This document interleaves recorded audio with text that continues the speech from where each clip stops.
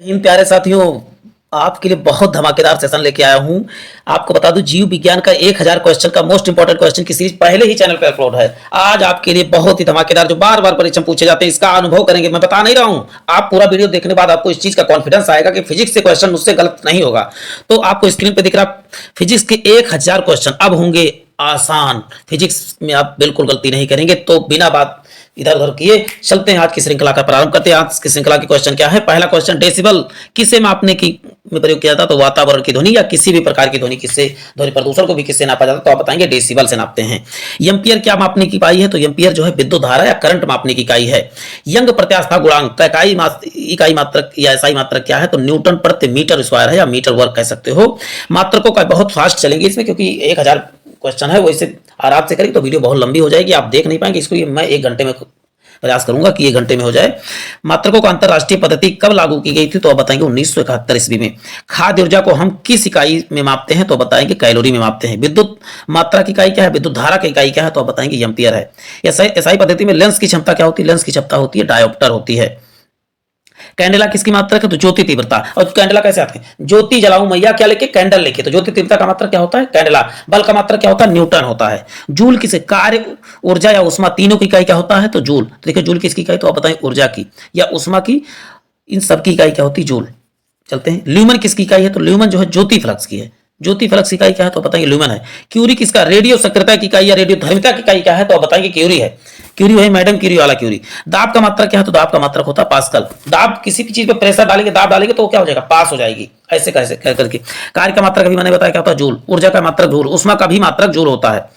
भोजन से प्राप्त उष्मा की उसमें मापते हैं, तो आप बताएंगे ऊर्जा को किसमें मापते हैं? तो आप बताएंगे कैलोरी या किलो कैलोरी में। आप बिस्कुट या किसी भी पैकेट में देखेंगे तो इसको लिखा मिलेगा कितना कैलोरी इसमें ऊर्जा या उष्मा मिलती है।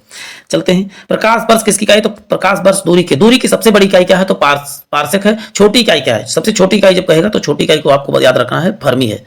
फर्मी, सबसे छोटी इकाई फर्मी। चलते हैं, नेक्स्ट देख लेते हैं। जड़त्व का माप होता है, जड़त्व द्रव्यमान का। एंगस्ट्रॉम से क्या नापते हैं? तो तरंगदैर्घ्य नापते हैं। किस न्यूटन से पूर्व ही बता दिया था कि सभी वस्तुएं पृथ्वी की ओर क्या होती हैं? आकर्षित होती। तो ब्रह्मगुप्त ने पहले ही बता दिया था कि सभी वस्तुएं क्या होती हैं? पृथ्वी की ओर आकर्षित होती हैं। लेकिन वो इंटरनेशनल लेवल पे अपनी बात नहीं रख पाए हम सब, बात अलग है। यदि एक पेंडुलम से दोलन करने वाली घड़ी को पृथ्वी से चंद्रमा पर ले जाएं तो क्या होगी? घड़ी सुस्त हो जाएगी। चलते हैं, क्योंकि उसका आवर्तकाल बढ़ जाएगा। प्रकाश वोल्टीय सेल के प्रयोग से सौर ऊर्जा का रूपांतरण करने के उत्पादन को क्या बोलते हैं? प्रकाशीय ऊर्जा कहा जाता है। जब हम रबड़ के गद्दे वाली सीट पर बैठते हैं तो गद्दे पर लेटते हैं और उसका आकार परिवर्तित हो जाता है। ऐसे पदार्थ में पाई जाती क्या? स्थितिज ऊर्जा पाई जाती है। उत्प्लावक या फ्लोटिंग किससे संबंधित? तो आर्किमिडीज ने क्या दिया था? उत्प्लावकता का नियम या तैरने का नियम किसने दिया था? तो आप बताएंगे आर्किमिडीज ने। चलते हैं, द्रव में आंशिक रूप से डूबे हुए किसी ठोस द्वारा उछाल की मात्रा निर्भर करती है ठोस द्वारा हटाए गए द्रव की मात्रा पर। यही बात किसने कहा था? आर्किमिडीज ने कहा था। जल पृष्ठ पर लोहे के टुकड़े न तैरने का कारण क्या है? लोहे द्वारा विस्थापित जल का भार लोहे के भार से क्या होता है? कम हो जाता है। ये चीज बहुत ध्यान होकर के देखना है आपको। वेग और संवेग, कोणीय वेग कैसी राशि? तो बताएंगे सदिश राशि है। अदिश ऊर्जा क्या है? तो अदिश क्या है? प्रकार ऊर्जा क्या है? अदिश राशि है। वा और आणा जहां पर हो वो सभी क्या होती है? सदिश राशियां। शेष क्या होती है? अदिश। लेकिन देखो, विद्युत धारा में भी है, लेकिन ये अदिश राशि नहीं, ये अदिश राशि होती है। क्योंकि आप देखो, तार कैसे भी लेपोटे दिशा की जरूरत नहीं होती, तो आप ऐसे करके कोरिलेट कर सकते हैं। ठीक है, घनत्व की बात, घनत्व भी क्या है? एक प्रकार का अदिश राशि है। चलते हैं, बल गुणनफल द्रव्यमान और त्वरण का। द्रव्यमान त्वरण, देखो यह बराबर यम में होता है ना। बल किसका है? तो द्रव्यमान, यम इंटू ए, द्रव्यमान गुणे त्वरण। बल किसका गुणनफल है? तो आप बताएंगे द्रव्यमान गुणे त्वरण का। जब कोई व्यक्ति चंद्रमा पर उतरता है तो उसके शरीर में उपस्थित भार घट जाती है, लेकिन उसके द्रव्यमान या मात्रा में कोई परिवर्तन नहीं होता। किसी पिंड के उस गुणधर्म को क्या कहते हैं जिससे वह सीधी रेखा में विराम या एक समान की गति स्थिति के कारण परिवर्तन का विरोध करता है? तो आप बताएंगे जड़त्व। जड़त्व मतलब जिस अवस्था में व्यक्ति रहना चाहता है उसी अवस्था में रहना चाहता है। न्यूटन के पहले नियम को क्या बोलते हैं? जड़त्व का नियम या गैलीलियो का नियम भी कहा जाता है। पहले नियम से क्या मिलता है? न्यूटन के पहले नियम, पा से पहले नियम, पा से बल का परिभाषा, पा से पहले नियम, पा से परिभाषा किसका? बल का। द्वितीय नियम से क्या मिलता है? द्वितीय नियम से बल की सूत्र मिलती है। और द्वितीय नियम को कहते क्या है? तो संवेग का नियम या आवेग का नियम कहते हैं। तृतीय नियम को क्रिया प्रतिक्रिया का नियम कहते हैं। चलते हैं, पार्सेक क्या है? दूरी की सबसे बड़ी इकाई क्या है? पार्सेक। वायुमंडल के बादलों को तैरने का कारण क्या है? उनका घनत्व बहुत कम होता है।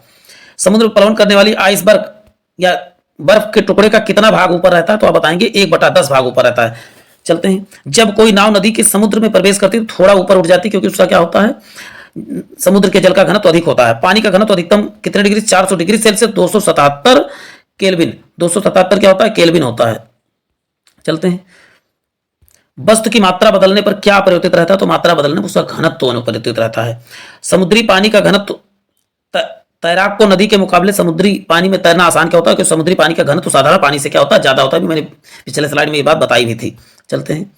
यदि पृथ्वी का द्रव्यमान वही रहे, त्रिज्या 1% कम हो जाए, तब पृथ्वी के तल पर जी का मान क्या होता है, दोगुना होता है, तो इसका हो जाएगा 2% बढ़ जाएगा। ऊंचाई की जगहों पर पानी 100 डिग्री सेल्सियस से नीचे तापमान पर क्यों उबलता है, क्योंकि वहां वायुमंडलीय दाब क्या होता है, कम होता है, अतः उबालने की बिंदु क्या होती है, नीचे चली जाती है। चलते हैं। कोणीय संवेग और रेखीय संवेग के अनुपात को का बीमा क्या होता है, m0 L1 T0। बर्नौली का परमीय आधारित है किस पे, तो आप बताएंगे ऊर्जा संरक्षण पर बर्नौली का परमीय आधारित है। चलते हैं। लोहे की सुई पानी की सतह पर तैरती है, इस परिघटना का कारण है पृष्ठ तनाव के कारण। ब्लॉटिंग पेपर स्याही को सोखते हैं केशिका क्रिया, यानी केशिकत्व या कैपिलरी प्रक्रिया के कारण। चलते हैं। यदि हम भूमध्य रेखा से ध्रुवों की ओर जाते हैं तो जी का मान क्या होता है, बढ़ जाता है, लेकिन ध्रुवों से भूमध्य रेखा तरफ के जाएंगे तो ध्रुवों का मान घटेगा। और जी का मान सर्वाधिक कहां पर होता है, तो बताएंगे ध्रुवों पर, सभी दोनों ध्रुवों पर जी का मान सर्वाधिक होता है। एक अंतरिक्ष यात्री पृथ्वी के तल की तुलना में चंद्र तल पर अधिक ऊंचाई पर छलांग लगा सकता है, क्योंकि चंद्र तल पर गुरुत्वाकर्षण बल पृथ्वी की तुलना में अति कम होता है। चलते हैं। नेक्स्ट देख लेते हैं। जब एक पत्थर को चांद की सतह पर पृथ्वी पर लाया जाता है तो इसका भार बदल जाता है, परंतु द्रव्यमान, देखिए द्रव्यमान कहीं पर भी चेंज नहीं होता, इसको याद रखना है आपको, बार बार मैं कह रहा हूं इस चीज को। जब लिफ्ट में बैठे किसी व्यक्ति का अपना भार कब अधिक मालूम होगा, जब लिफ्ट त्वरित रूप से, तेजी रूप से ऊपर जा रही होगी, और कम महसूस कब होगा, जब तेजी से नीचे आ रही होगी। लेकिन एक समान से जा रही वेग से जा रही होगी तो कोई प्रभाव नहीं पड़ेगा उसके। चलते हैं। एक व्यक्ति पूर्णतः चिकने बर्फ के क्षैतिज समतल के मध्य विराम स्थिति में है, न्यूटन के किस नियम के तहत उसका भार अपने को तट को ले जाएगा, तो गति का तीसरा नियम, तृतीय नियम को बोलते हैं संवेग संरक्षण का नियम। चलते हैं। 20 किलोग्राम के वजन को जमीन के ऊपर 1 मीटर की ऊंचाई पर पकड़े रखने के लिए किया गया कार्य क्या होगा, 0। आपको बता दूं ऊंचाई, तो जहां ऊंचाई पर किया गया कार्य क्या कहेगा, तो जहां 90 डिग्री बन जाए वहां पर कार्य 0 ही हो जाएगा। चलते हैं। देख लेते हैं। पहाड़ी पर चढ़ता एक व्यक्ति आगे की ओर झुक जाता है, क्या, शक्ति संरक्षण के लिए। चलते हैं। पीसा की ऐतिहासिक मीनार तिरछी होते हुए भी नहीं गिरती, क्योंकि इसका गुरुत्व केंद्र जाने वाली ऊर्ध्वाधर रेखा के आधार तल से होकर जाती है। एक ऊंची इमारत 9.8 मीटर पर सेकंड के एक समान त्वरण के साथ गिराई जाती है, 3 सेकंड के बाद उसका वेग क्या होगा, तो आप 9.8 गुणे 3 का गुणा कर देंगे तो कितना आ जाएगा, 3 सेकंड बाद क्या होगा, तो इसका उत्तर होगा 29.4 मीटर पर सेकंड हो जाएगा। चलते हैं। नेक्स्ट देख लेते हैं। एक वस्तु का द्रव्यमान 100 किलोग्राम, गुरुत्वजनिक जी 10 मीटर पर सेकंड, अगर चंद्रमा पर गुरुत्वाकर्षण छोड़ तो चंद्रमा पर द्रव्यमान कितना हो जाएगा, तो आप बताएंगे 100 ही होगा। चंद्रमा पर द्रव्यमान का कोई प्रभाव नहीं पड़ता है, फर्जी कितनी कहानी बताई गई। चलते हैं। शक्ति का एसआई मात्रा को 8 होता है, इसके समतुल्य क्या होता है, किलोग्राम मीटर प्रति मीटर स्क्वायर कर सकते हो, या किलोग्राम मीटर इनवर्स 2 कर सकते हो, दोनों आप करेक्ट है। ठीक है। चलते हैं। नेक्स्ट देख लेते हैं। सेकेंड के पावर -3 है। भारहीनता की अवस्था में एक मोमबत्ती का ज्वाला आकार होगा वही रहेगा, कोई प्रभाव नहीं पड़ेगा। एक केसनली में जल की अपेक्षा एक तरल अधिक ऊंचाई तक चढ़ता है, इसका कारण है तरल का पृष्ठ तनाव जल की अपेक्षा अधिक होता है। गुरुत्वाकर्षण के सार्वभौमिक नियम का प्रतिपादन किसने किया था, सार्वभौमिक नियम का प्रतिपादन न्यूटन बाबू ने किया था। ऊर्जा संरक्षण का अर्थ है ऊर्जा ना तो नष्ट की जा सकती है ना तो उत्पन्न की जा सकती, केवल एक रूप से दूसरी रूप में परिवर्तित किया जा सकता है। पास्कल क्या है, पास्कल इसमें गलत लिखा, पास्कल की इकाई दाब की इकाई क्या है, पास्कल, तो इसमें गलत लिखा हुआ था, दाब की इकाई क्या है, पास्कल। चलते हैं। देख लेते हैं। 1 किलोग्राम प्रति मीटर स्क्वायर का दाब समतुल्य कितना है, 0.01 बार होता है। क्यूसेक से क्या नापा जाता है, जल का बहाव। किसी पिंड का भार ध्रुवों पर सर्वाधिक होता है और सबसे कम कहां होता है, भूमध्य रेखा पर सबसे कम होता है। एक लिफ्ट में किसी व्यक्ति का प्रत्यक्ष भार वास्तविक भार से कम होता है त्वरण के साथ नीचे जाने पर। कौन सी ऊंचाई भूस्थिर उपग्रहों की कितना ऊंचाई पर किया था, 36,000 किलोमीटर भूस्थिर उपग्रहों को, जियो सैटेलाइट को कितने किलोमीटर के ऊपर रखा था, तो 36,000 किलोमीटर ऊंचाई पर उनको स्थापित किया जाता है। महान वैज्ञानिक आर्किमिडीज कहाँ के थे, तो ग्रीस के थे। पानी की बूंदों को तैलीय पृष्ठों पर ना चिपकने के कारण है आसंजक बल का अभाव। तुल्यकालिक उपग्रह घूमता है पृथ्वी के गिर्द पश्चिम से पूरब, पप्पू, पा से पश्चिम, पू से पूरब, पप्पू याद कर लिए। कोई भी पृथ्वी कैसे घूमती है सूर्य के चक्कर, तो बताएंगे पप्पू। पहिए में बाल बेरिंग का कार्य क्या है, स्थैतिक घर्षण को गतिज घर्षण में परिवर्तित करना। देखो स्थितिज घर्षण, आप देखो पहिए में बाल बेरिंग न लगा तो धक्का लगाते रहो, गाड़ी हिलेगा नहीं। तो स्थितिज को क्या करना, गतिज में परिवर्तित करने के लिए बाल बेरिंग लगाया जाता है। जल के आयतन में क्या परिवर्तन होगा यदि 9 डिग्री सेल्सियस से क्या कर दिया 3 डिग्री सेल्सियस किया जाए, तो आयतन पहले घटेगा फिर बाद में बढ़ेगा। चलते हैं एक झील में तैरने वाली इस्पात की नाव के लिए नाव द्वारा विस्थापित पानी का भार होगा, नाव उसे भाग के बराबर झील के पानी की सतह को नीचे ढकेलेगी। यह कहते हैं कि उसका जितना भार होता है उतना पानी वो हटाती है, तभी तौर पर तैर पाती है। किसी कालीन की सफाई के लिए यदि उसी छड़ी से पीटा जाए तो उसमें कौन सा नियम लगेगा, न्यूटन का गति जड़त्व का नियम लगता है। यानी जड़त्व का नियम क्या, जो जिस स्थिति में रहना चाहता है उसी स्थिति में रहेगा जब तक उसके बाह्य बल न लगाए। यहाँ बाह्य बल क्या है, डंडे से उसको पीट रहे हैं। चलते हैं नेक्स्ट देख लेते हैं। सड़क पर चलने की अपेक्षा बर्फ में चलना कठिन होता है क्योंकि बर्फ पर सड़क की अपेक्षा कम घर्षण। हम चल इसलिए पा रहे क्योंकि घर्षण देखो कहीं चिकना सता रहता तो वहां पर हम सड़क जाते, चल नहीं पाते अच्छे से। देखिए बर्फ पे चलो तो ऐसा लगता है चल ही नहीं पाएंगे, सड़क के गिर जाएंगे। तो जहां पर घर्षण कम होगा वहां पर चलना बड़ी मुश्किल से होगा, इसलिए रोड खुरदुरे बनाए जाते हैं। लोलक का आवर्तकाल लंबाई के ऊपर निर्भर करता है, लंबाई बढ़ेगा तो आवर्तकाल घटेगा। चलते हैं लोलक घड़ियां गर्मियों में क्यों शुद्ध होता है कि लोलक की लंबाई बढ़ जाती है तो इसका दोलन काल में लगा समय भी बढ़ जाता है। चलते हैं एक सरल लोलक की लंबाई कितना है, 4% बढ़ा दी जाए तो आवर्तकाल क्या होगा, जस्ट अपोजिट होता है। लंबाई के अपोजिट क्या होता है, आवर्तकाल। तो 4% बढ़ेगा तो यहाँ 2% हो जाएगा। चलते हैं किसी लोलक की लंबाई 4 गुना कर दी जाए तो उसके झूलने का समय कितना हो जाएगा, 2 गुना हो जाएगा। चलते हैं पेंडुलम को चंद्रमा पर ले जाने पर उसकी समावधि क्या होगी, बढ़ेगी। एक कण का द्रव्यमान यम संवेग p तो गतिज ऊर्जा क्या होगी, p²/2 होगा। चलते हैं भूपग्रह अपने कक्ष में निरंतर गति करता है, यह केंद्र बल के प्रभाव से होता है, प्राप्त होता है किसी पृथ्वी द्वारा उपग्रह पर लगने वाले गुरुत्वाकर्षण से। घड़ी की स्प्रिंग का भंडारित ऊर्जा कौन सी, तो बताएं स्थितिज ऊर्जा। कक्षा में अच्छा जहां पर भी आप सोचिए कि उस समय तो नहीं लेकिन उसको चलाया जाए तो तुरंत एक्टिव हो जाएगा, चलने लगेगा। जैसे आप देखते हैं कि गद्दा होता है, गद्दे पे वो तो स्थिर है लेकिन बैठते तो दब जाता है, जैसे उठते फिर तो अपने स्थान पे जाता, तो उसमें कौन सी ऊर्जा, स्थितिज ऊर्जा है। बहुत ऐसी चीजों में स्थितिज ऊर्जा होती है और गतिज ऊर्जा उत्पन्न की जा सकती है बाद में। चलते हैं न्यूटन की गति के तीसरे नियम के अनुसार क्रिया और प्रतिक्रिया का संबंध है हमेशा भिन्न भिन्न वस्तुओं पर लगे हुए होने चाहिए। क्रिया के प्रति विपरीत, जैसे बंदूक हम जब दगाते हैं तो बंदूक का गोली तो आगे चला जाता है लेकिन हमको झटका मार देती है, तो उसी हिसाब से कोरिलेट करके आप कर सकते हैं। आप प्रत्येक क्रिया के बराबर विपरीत प्रक्रिया न्यूटन के किस नियम पर, तो न्यूटन के तृतीय नियम पर क्रिया इसी को एक्शन रिएक्शन का रूल कहते हैं। चलते हैं देख लेते हैं जल में तैरना न्यूटन के किस नियम पर आधारित है, न्यूटन के तृतीय नियम, क्योंकि पानी पीछे आप हटाते जाते हैं आगे आप चले जाते हैं। दलदल में फंसे व्यक्ति को लेट जाने की सलाह दी जाती है कि क्षेत्रफल बढ़ने पर दाब कम हो जाता है। आप देखिए चौड़ ऐसे लेट जाए तो नहीं धंसेगा, लेकिन पैर आप खड़े रहे तो पैर धंसता चला जाएगा। क्षेत्रफल बढ़ने पर दाब क्या होता है, घट जाता है। दब बर्फ के 2 टुकड़ों को आपस में दबाने से टुकड़े आपस में चिपक जाते हैं, क्योंकि दाब अधिक होने पर बर्फ का गलनांक क्या होता है, घट जाता है। दाब होने पर बर्फ का गलनांक घट जाता है। चलते हैं पृथ्वी के गुरुत्वाकर्षण का कितना भाग चंद्रमा के गुरुत्वाकर्षण से नजदीक है, तो 1/6 भाग। चलते हैं किसी पिंड का द्रव्यमान भार के अंतर होता है क्योंकि द्रव्यमान स्थिर रहता है जबकि भार परिवर्तनीय रहता है। भार क्या होता है, परिवर्तनीय होता है। इसको बार बार मैं कहता हूं भार परिवर्तित हो लेकिन द्रव्यमान स्थिर ही रहता है। चलते हैं किसी भी स्थिर और गतिशील वस्तु की स्थिति और दिशा तब तक कोई परिवर्तित नहीं होता जब तक उस पर कोई बाह्य बल सक्रिय ना हो। यह है न्यूटन की गति विषय प्रथम नियम है। चलते हैं कौन सा नियम इस कथन को वैध ठहराता है कि द्रव का ना तो सृजन किया जा सकता है ना ही नष्ट किया जा सकता। ऊर्जा संरक्षण का नियम किसने किया गया था, जॉर्ज। तो उत्तर बताएंगे रॉबर्ट मेयर। ऊर्जा संरक्षण का नियम किसने दिया था, रॉबर्ट मेयर ने। ऑटोमोबाइल में प्रयुक्त द्रव चालित ब्रेक प्रत्यक्ष अनुप्रयोग क्या है, तो पास्कल का नियम। जहां पर भी द्रव को बंद पाइप से गुजारने की बात होगी वहां पास्कल का ही नियम लगेगा। जैसे प्रेशर ट्राली, प्रेशर कुकर, इन सब में क्या लगता है, पास्कल के नियम। पदार्थ के संवेग द्वारा वेग के अनुपात में भौतिक राशि का अनुपात क्या है, द्रव्यमान। शून्य में स्वतंत्र रूप से गिरने वाली वस्तुओं का क्या होता है, समान त्वरण होता है। 2 वेक्टर जिनका मान अलग है क्या, उनका परिणामी शून्य हो सकता है। वेक्टर जिनका मान अलग है तो उनका परिणामी क्या होता है। त्वरण ज्ञात करने का सूत्र क्या है, त्वरण ज्ञात करने का सूत्र क्या है, तो इसका उत्तर हो जाएगा, देखिए ए बराबर क्या होता है, b1 माइनस b2/t ये होता है, यानी प्रारंभिक बिंदु बी माइनस करना चाहिए था। चलते हैं नेक्स्ट देख लेते हैं रेल की पटरियों को अपने वक्रों पर किस कारण से झुकी हुई होती हैं। रेल के भार के क्षैतिज घटक के आवश्यक अपकेंद्रीय बल प्राप्त किया जा सकते हैं। अभिकेंद्रीय का अंदर की झुकने की बात हो तो वहां केंद्रीय बल, बाहर की बात हो तो वहां अभिकेंद्रीय बल की बात की जाएगी। साइकिल चलाते समय चलाने वाला मोड़ लेते समय क्यों झुकता है? क्योंकि वह झुकता है ताकि वह गुरुत्व केंद्र के आधार के अंदर बना रहे और वह गिरने से बचाया जा सकते। आप कहीं पर भी देखते हो कि साइकिल लेके जाते हो, मोटरसाइकिल अंदर की ओर झुक जाते हो जिधर मुड़ते हो, तो गुरुत्व केंद्र जो है अंदर की ओर बना रहे हो, आप गिरने से बच जाएं। चलते, साइकिल सवार किसी मोड़ को घूमता है तो वह अंदर की ओर क्या होता है? झुक जाता है।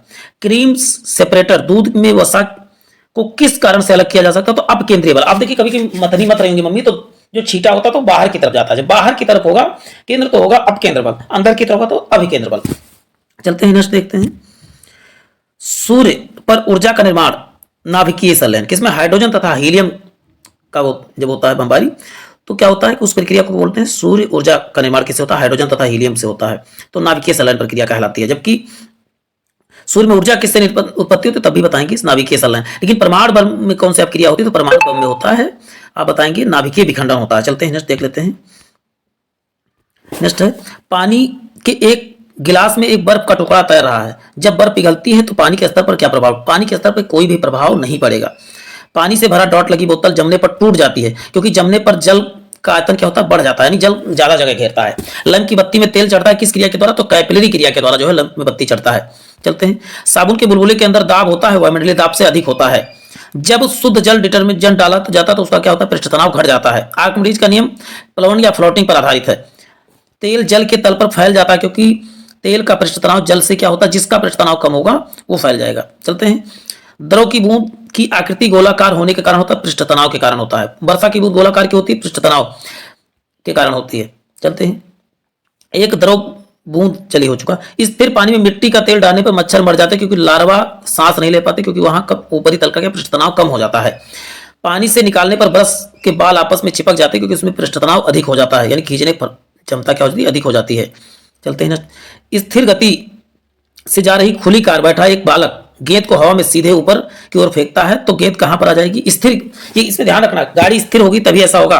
स्थिर वेग यानी कि 10 किलोमीटर प्रति घंटा से चले तो 10 ही से चले, इधर उधर नहीं, तो उसके हाथ में ही गिरेगा। जेट इंजन किस सिद्धांत पे कार्य करता है? तो रैखिक संवेग संरक्षण पे सिद्धांत पे कौन कार्य करता है? तो जेट इंजन। चलते हैं, दूध से मक्खन निकालने पर कौन सा दूध का घनत्व क्या हो जाता है? घट जाता है। मक्खन निकालने पर दूध का घनत्व, यहां पर लिखा हुआ गलत है, दूध मक्खन निकाल दूध का घनत्व बढ़ता है हो जाएगा, यहाँ घटता नहीं बढ़ता हो जाएगा। चलते हैं नेक्स्ट देख लेते हैं। जब किसी वस्तु को पृथ्वी पर के चंद्रमा पर ले जाए तो उसका भार घट जाता है। क्या भार घट? जब एक चल वस्तु किसी गति को दोगुनी हो जाती तो उसकी गतिज ऊर्जा क्या हो जाएगी? 4 गुनी हो जाएगी। गतिज ऊर्जा का फार्मूला होता है हाफ mv²। चलते हैं, अंतरिक्ष यात्री अंतरिक्ष में सीधे नहीं खड़ा हो सकते, क्योंकि वहां गुरुत्वाकर्षण बल नहीं है। क्या गुरुत्वीय त्वरण नहीं है, गुरुत्वाकर्षण बल नहीं है। समांतक कमरे में छत के निकट लगाए जाते हैं, क्योंकि सांस में छोड़ी हुई गर्म हवा ऊपर उठती है और वह बाहर निकल जाती है। समांतक क्या है? आप जानते हो, झरोखा जो ऊपर लगाया जाता है, कि यानी गर्म हवाएं क्या होती है? ऊपर उठती हैं, ऊपर के माध्यम से निकल जाती हैं। हवाई जहाज में फाउंटेन पेन से स्याही बाहर निकल जाती है, क्योंकि ऊंचाई बढ़ने पर वायु दाब कम हो जाता है। आपके भी देखो पहाड़ों पर जाने पर नाक से खून निकलने लगता है, तो ये भी वायुमंडलीय दाब कम होने के कारण से होता है। धक्का साह प्रायः स्टील से बनाए जाते हैं, उसकी प्रत्यास्था अधिक होती है। वहां चक्का लिखना था। चलते हैं नेक्स्ट देख लेते हैं। चंद्रमा पर वायुमंडल नहीं है, क्योंकि यह सूर्य से प्रकाश पाता है। एक हार्स पावर कितने वाट के बराबर होता है? 746 वाट के बराबर होता है। एक कार की गति 36 किलोमीटर प्रति घंटा है, इसे मीटर पर सेकंड में व्यक्त कीजिए तो 10 मीटर पर सेकंड हो जाएगा। चलते हैं, तूफान की भविष्यवाणी की जाती है जब वायुमंडल में दाब सहसा घट जाए, यानी बैरोमीटर में क्या हो जाए? अचानक गिरावट आ जाए तो उसे क्या बोलते हैं? तूफान। धीरे धीरे ऊपर उठे तो दिन साफ, धीरे धीरे नीचे गिरे तो क्या होगा? बरसात की संकेत होगी। अंडा मृदु जल में डूब जाता है, किंतु नमक के सांद्र जल में क्यों नहीं? क्योंकि नमक का घोल घनत्व अंडे के घोल से क्या होता है? अधिक होता है। इन सबको ध्यान से पूर्वक देखना, 1 से 2 बार वीडियो देख लो, जिंदगी भर के लिए चीजें आपको रिटेन हो जाएंगी, याद हो जाएंगी। किसी व्यक्ति को मुक्त रूप से घूर्णन कर रहे घोड़ी मंच पर अपनी कोणीय चाल कम करने से क्या करना चाहिए? अपने हाथ बाहर की तरफ फैला लेना चाहिए। 54 किलोमीटर प्रति घंटा का वेग का मान मीटर पर सेकंड में तो हो जाएगा 15 मीटर पर सेकंड हो जाएगा। चलते हैं, न्यूटन, आप जो मैथ पढ़ेंगे वो कन्वर्ट करना जानते हो। या देखिए यहाँ पर 18 है, सॉरी 54 है, 54 को मीटर पर सेकंड में चेंज करने के लिए 5/18 से क्या करते हैं? भाग देते हैं। ठीक है, 18 3 54 होगा, 3 5 15, तो अब ऐसे कर सकते हैं। न्यूटन मीटर किस ऊर्जा का मात्रक है? एक भू स्थिर उपग्रह अपनी कक्षा से निरंतर गति करता है, यह अपकेंद्र बल के प्रभाव से होता है, पृथ्वी द्वारा उपग्रह पर लगाने वाले गुरुत्वाकर्षण बल से। स्वचालित कलाइयां घड़ियां ऊर्जा मिलती हैं, क्योंकि बैटरी से। किससे मिलती है? बैटरी से। चलते हैं, जब कुएं से पानी की बाल्टी ऊपर खींचते हैं तो हमें महसूस होता है कि बाल्टी पानी की सतह से ऊपर भारी हो गई। पहले अंदर थी तो हल्की लगती, जैसे पानी सतह के ऊपर आती है जैसे लगता है भारी हो गई। भारहीनता होती है गुरुत्वाकर्षण की शून्य स्थिति में। एक नदी में चलता हुआ जहाज समुद्र में आता है, तब जहाज का स्तर क्या होगा, थोड़ा ऊपर हो जाएगा, क्योंकि जल समुद्री जल का क्या होता है, घनत्व अधिक होता है।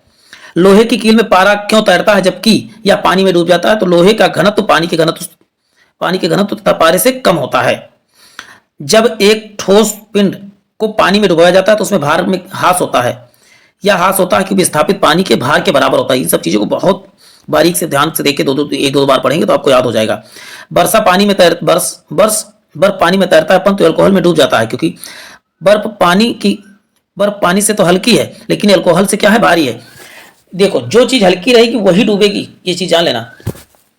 चलती हुई बस में जब अचानक ब्रेक लगाते हैं तो यात्री आगे की दिशा में गिरते हैं। इसके किसके कारण, तो न्यूटन के पहला नियम या जड़त्व का नियम कहते हैं, उसी पर आधारित है। रॉकेट की कार्यप्रणाली के सिद्धांत पर आधारित है, तो आप बताएंगे संवेग संरक्षण के सिद्धांत पे। अश्व यदि एकाएक चलना प्रारंभ कर दे तो अश्वारोही गिरने की आशंका होती है, तो इसका मतलब क्या है, विश्राम का जड़त्व हो जाएगा। चलते हैं। क्रिकेट खिलाड़ी तेजी से आई बाल को क्यों अपने हाथों के पीछे खींचकर पकड़ता है, तो बाल विश्राम की स्थिति में आ जाती है। प्रेशर कुकर में खाना जल्दी पक जाता है क्योंकि इससे पानी का क्वथनांक क्या होता है, बढ़ जाता है। चलते हैं, नेक्स्ट देख लेते हैं। प्रेशर कुकर में खाना चलते, वायु दाब मापी की रीडिंग अचानक गिरावट आ जाए तो, अचानक गिरे तो आंधी तूफान, और धीरे धीरे ऊपर उठे तो मौसम साफ, धीरे धीरे नीचे गिरे तो पानी का बरसात। पानी कहां गिरता है, नीचे गिरता है, तो आप ऐसे याद कर सकते हैं। हाइड्रोजन से भरा हुआ पॉलीथीन एक गुब्बारा पृथ्वी की तल से छोड़ा जाता है तो वायुमंडल में ऊंचाई पर हो जाने पर गुब्बारे के अमाप में वृद्धि हो जाएगी। एक धावक लंबी छलांग लगाने से पहले कुछ दूर तक दौड़ता है क्योंकि छलांग लगाते समय उसके शरीर की गति जड़ता और उसके ज्यादा दूरी तय करने की मदद करती है। चलते, भिन्न भिन्न द्रव्यमान वाले दो पत्थरों को एक भवन के ऊपर से एक साथ गिराया जाए तो दोनों पत्थर जमीन पर क्या होंगे, एक साथ गिरेंगे, चाहे उनकी वजन कोई भी हो। चलते हैं। श्यानता की इकाई क्या है, पॉइज या डेका पॉइज है। प्रकाश का रंग निर्धारित होता है किसके द्वारा, तरंगदैर्घ्य के द्वारा प्रकाश का रंग निर्धारित होता है। लेकिन ताप, ये पूछे कि तारों का नाम किस रंग को निर्धारित करता है, तो उनका ताप निर्धारित करता है। प्रकाश का रंग हो गया। यदि कहे तारों का रंग कौन, तो बताएंगे ताप। पानी में हवा का बुलबुला वैसे ही काम करता है जैसे कि अवतल लेंस की भांति कार्य करता है। हम पृथ्वी के पृष्ठ पर सूर्य एवं प्रकाश से प्राप्त करते हैं, यह प्रकाश किस प्रकार का किरण पुंज है, तो बताएंगे समांतर किरण पुंज है। माध्यम के तापमान में वृद्धि के साथ साथ प्रकाश की गति क्या होती है, वैसी ही रहती है। प्रकाश के छोटे छोटे से कणों से मिलकर बनता है, उसे क्या बोलते हैं, फोटॉन। प्रकाश एक प्रकार का अनुप्रस्थ तरंग है जबकि ध्वनि एक प्रकार क्या है, अनुदैर्घ्य तरंगे हैं। अनुप्रस्थ तरंगे कैसे चलती, लंबवत चलती, जबकि अनुप्रस्थ तरंगे लंबवत, जबकि अनुदैर्घ्य तरंगे कैसे चलती हैं, तो बताएंगे समांतर चलती हैं। प्रकाश का तरंग सिद्धांत किसने दिया, तो आप बताएंगे हाइगेंस ने। जबकि कण सिद्धांत किसने दिया, प्रकाश का कण सिद्धांत दिया था न्यूटन ने। इन दोनों को आपको याद करके रखना है। अपवर्तन दूरबीन में क्या होता है, असमान फोकस दूरी के दो अवतल लेंस अपवर्तक है वहां पर। आकाश को नीला रंग प्रकट हो रहा किसके कारण होता है, तो प्रकिरण के कारण होता है। जब प्रकाश किरण पूर्ण माध्यम दूसरे माध्यम से गुजरती तो आवृत्ति क्या होती, समान बनी रहती है, लेकिन तरंगदैर्घ्य बदल जाता है। आकाश का रंग नीला किसके कारण, छोटी तरंगदैर्घ्य वाला प्रकाश बड़ी तरंगदैर्घ्य वाले प्रकाश की अपेक्षा वायुमंडल में नीला प्रतीत होता है। किस गुणधर्म के कारण पानी से भरे बर्तन में डुबोई गई छड़ी मुड़ी हुई प्रतीत होती, तो अपवर्तन की घटना होती है, भ्रम होता है एक प्रकार का। पूर्ण आंतरिक परावर्तन, जहां पर भी चमक, हीरे से कांच में क्या होगा, चमक की बात होगी तो वहां पर क्या होगा, पूर्ण आंतरिक परावर्तन होगा। फाइबर ऑप्टिक के सिद्धांत पे कार्य करता है तो पूर्ण आंतरिक परावर्तन। इंद्रधनुष बनने का क्या होता है, वायुमंडल में सूर्य की किरणों का जल बूंदों के द्वारा परावर्तन होता है। मृग तृष्णा या मरीचिका पूर्ण आंतरिक परावर्तन द्वारा बनता है, मृग मरीचिका कह सकते हैं। या मिराज देखो, प्रकाश में ध्रुवण की घटना यह सिद्ध करती है कि प्रकाश क्या अनुप्रस्थ है। प्रकाश विकिरण की प्रकृति की तरंग एवं कण दोनों यानी द्वि प्रकृति की होती है। तरल ताल वास्तविक गहराई से कम दिखाई देती है, इसके कारण क्या है, अपवर्तन। एक तालाब के किनारे एक मछुआरा मछली को भाले से मारने की कोशिश कर रहा है, तदनुसार उसे निशाना कैसे लगाना चाहिए, जब मछली दिखाई दे उसके ऊपर, चलते हैं उसके नीचे, क्योंकि थोड़ा उठी दिखाई पड़ती तो यहां ऊपर की जगह नीचे जब मछली दिखाई दे तो उसके नीचे आपको तीर मारना है, बंदूक जो भी मारना है। कपड़ों को धोते समय नील का प्रयोग करते हैं क्योंकि सही वर्ण संयोजन के कारण, सही वर्ण संयोजन यानी ऑप्शन सॉरी। पीले रंग का पूरक रंग क्या है, नीला है। अंतरदर्शी या इंडोस्कोप क्या है, या आहार नाल के भीतर यानी अल्ट्रासाउंड कह सकते हो, भीतर प्रयुक्त तो प्रकाशित यंत्र है। मायोपिया से क्या होता है, निकट दृष्टि दोष। मायोपिया मतलब होता है कि निकट दृष्टि दोष, मायोपिया इसका अंग्रेजी शब्द है। जबकि हाइपरमेट्रोपिया क्या है, तो हाइपरमेट्रोपिया दूर दृष्टि दोष है। इन दोनों को अंग्रेजी हिंदी आपको याद करके रखना है, तभी आप कंफ्यूजन दूर होगा, नहीं तो अन्यथा आप गलत कर जाएंगे। चलते हैं। एक आदमी 10 मीटर की अधिक दूरी को स्पष्ट नहीं देख सकता, उसका क्या है मतलब है? उसका मतलब है मायोपिया है, यानी निकट दृष्टि दोष है। एक मनुष्य 1 मीटर की कम दूरी वस्तु को स्पष्ट नहीं देख पाता है, इसका मतलब क्या? उसमें दूरदृष्टि, लेकिन कम है तो दूर है, मतलब अपोजिट याद करके रखना है। देखिए यहाँ 10 मीटर की दूरी तक नहीं देख पाता, तो वहां पर क्या था? निकट दृष्टि दोष, दूर तक का देख ले रहा था। चलते हैं। ल्यूमेन किसका इकाई है? तो ज्योति फ्लक्स का है। जबकि ज्योति तीव्रता का मतलब है कैंडेला। दूरबीन से क्या दूर वस्तु के देखने वाला यंत्र को क्या बोलते हैं? दूरबीन बोलते हैं। सूर्य का प्रकाश पृथ्वी तक कितने समय में आता है? तो 8 मिनट कितने सेकंड? 8 मिनट 20 सेकंड, या यहाँ पर 8 मिनट 0.5 लिखा हुआ, तो 8.33 याद कर रखना है। प्रकाश की गति क्या है? 3 × 10⁸ मीटर पर सेकंड। सूर्य ग्रहण के समय सूर्य में कौन सा भाग दिखाई देता है? तो किरीट या कोरोना दिखाई पड़ता है। पूर्ण सूर्य ग्रहण का अधिकतम समय क्या होता है? 250 सेकंड। सूर्य ग्रहण तब होता है जब सूर्य और पृथ्वी के बीच चंद्रमा आ जाती है। समा याद करना है, समा। बीच में क्या आ गई? चंद्रमा आ गई। समा, जब सूर्य निकलता है तो समा छा जाती है, और जब चांद होता है तो शाम हो जाती है। चांद शाम के समय तो आप ऐसे याद करें, चांद का यस ए एम। देखो यस से क्या होगा? सूर्य, एम से मून, और ए से क्या हो जाएगा? अर्थ यानी पृथ्वी। तो अब यहाँ पर क्या होगा? यहाँ बीच में क्या होना? चंद्र ग्रहण में बीच में पृथ्वी आ जाती है। बस ऐसे ही याद करना है आपको। चलते हैं नेक्स्ट देख लेते हैं। प्रकाशिक तंतु के आकार के बावजूद प्रकाश के उसके प्रगामी होता है, क्योंकि वह ऐसा यंत्र है जिससे संकेतों को जगह से दूसरी जगह स्थानांतरित किया जाता है। तो ये पूर्ण आंतरिक परावर्तन की घटना के कारण से होता है। प्रकाश वायु की अपेक्षा कांच में मंद गति से चलता है, क्योंकि वायु का अपवर्तनांक कांच के अपवर्तनांक से कम होता है। जब प्रकाश की तरंगें वायु से कांच से होकर गुजरती हैं तो क्या परिवर्तित होता है? तो केवल तरंगदैर्घ्य तथा वेग। जब एक व्यक्ति तीव्र प्रकाश के क्षेत्र से अंधेरे कमरे में प्रवेश करता है तो स्पष्ट दिखाई नहीं देता, क्योंकि वह धीरे धीरे उसे चीजें दिखाई देने लगती हैं। आंखों के अंधेरे के प्रति कुछ समय के लिए अनुकूलित होना। चलते हैं। निकट दृष्टि दूर करने के लिए कौन सा? निकट के लिए अवतल, जबकि दूर के लिए उत्तल। अब निकट आप यहां पर देख रहे हैं, निकट में कितने अक्षर? 3, और अवतल में कितने अक्षर? 4, तो एक अक्षर ज्यादा होता है। अब देखिए यहाँ दूर, दूर में कितने अक्षर? 2, तो उत्तल में 3। अब यहां पर आधा वाला कंसीडर नहीं करना है आपको, तो आप ऐसे करके कोरिलेट कर सकते हैं।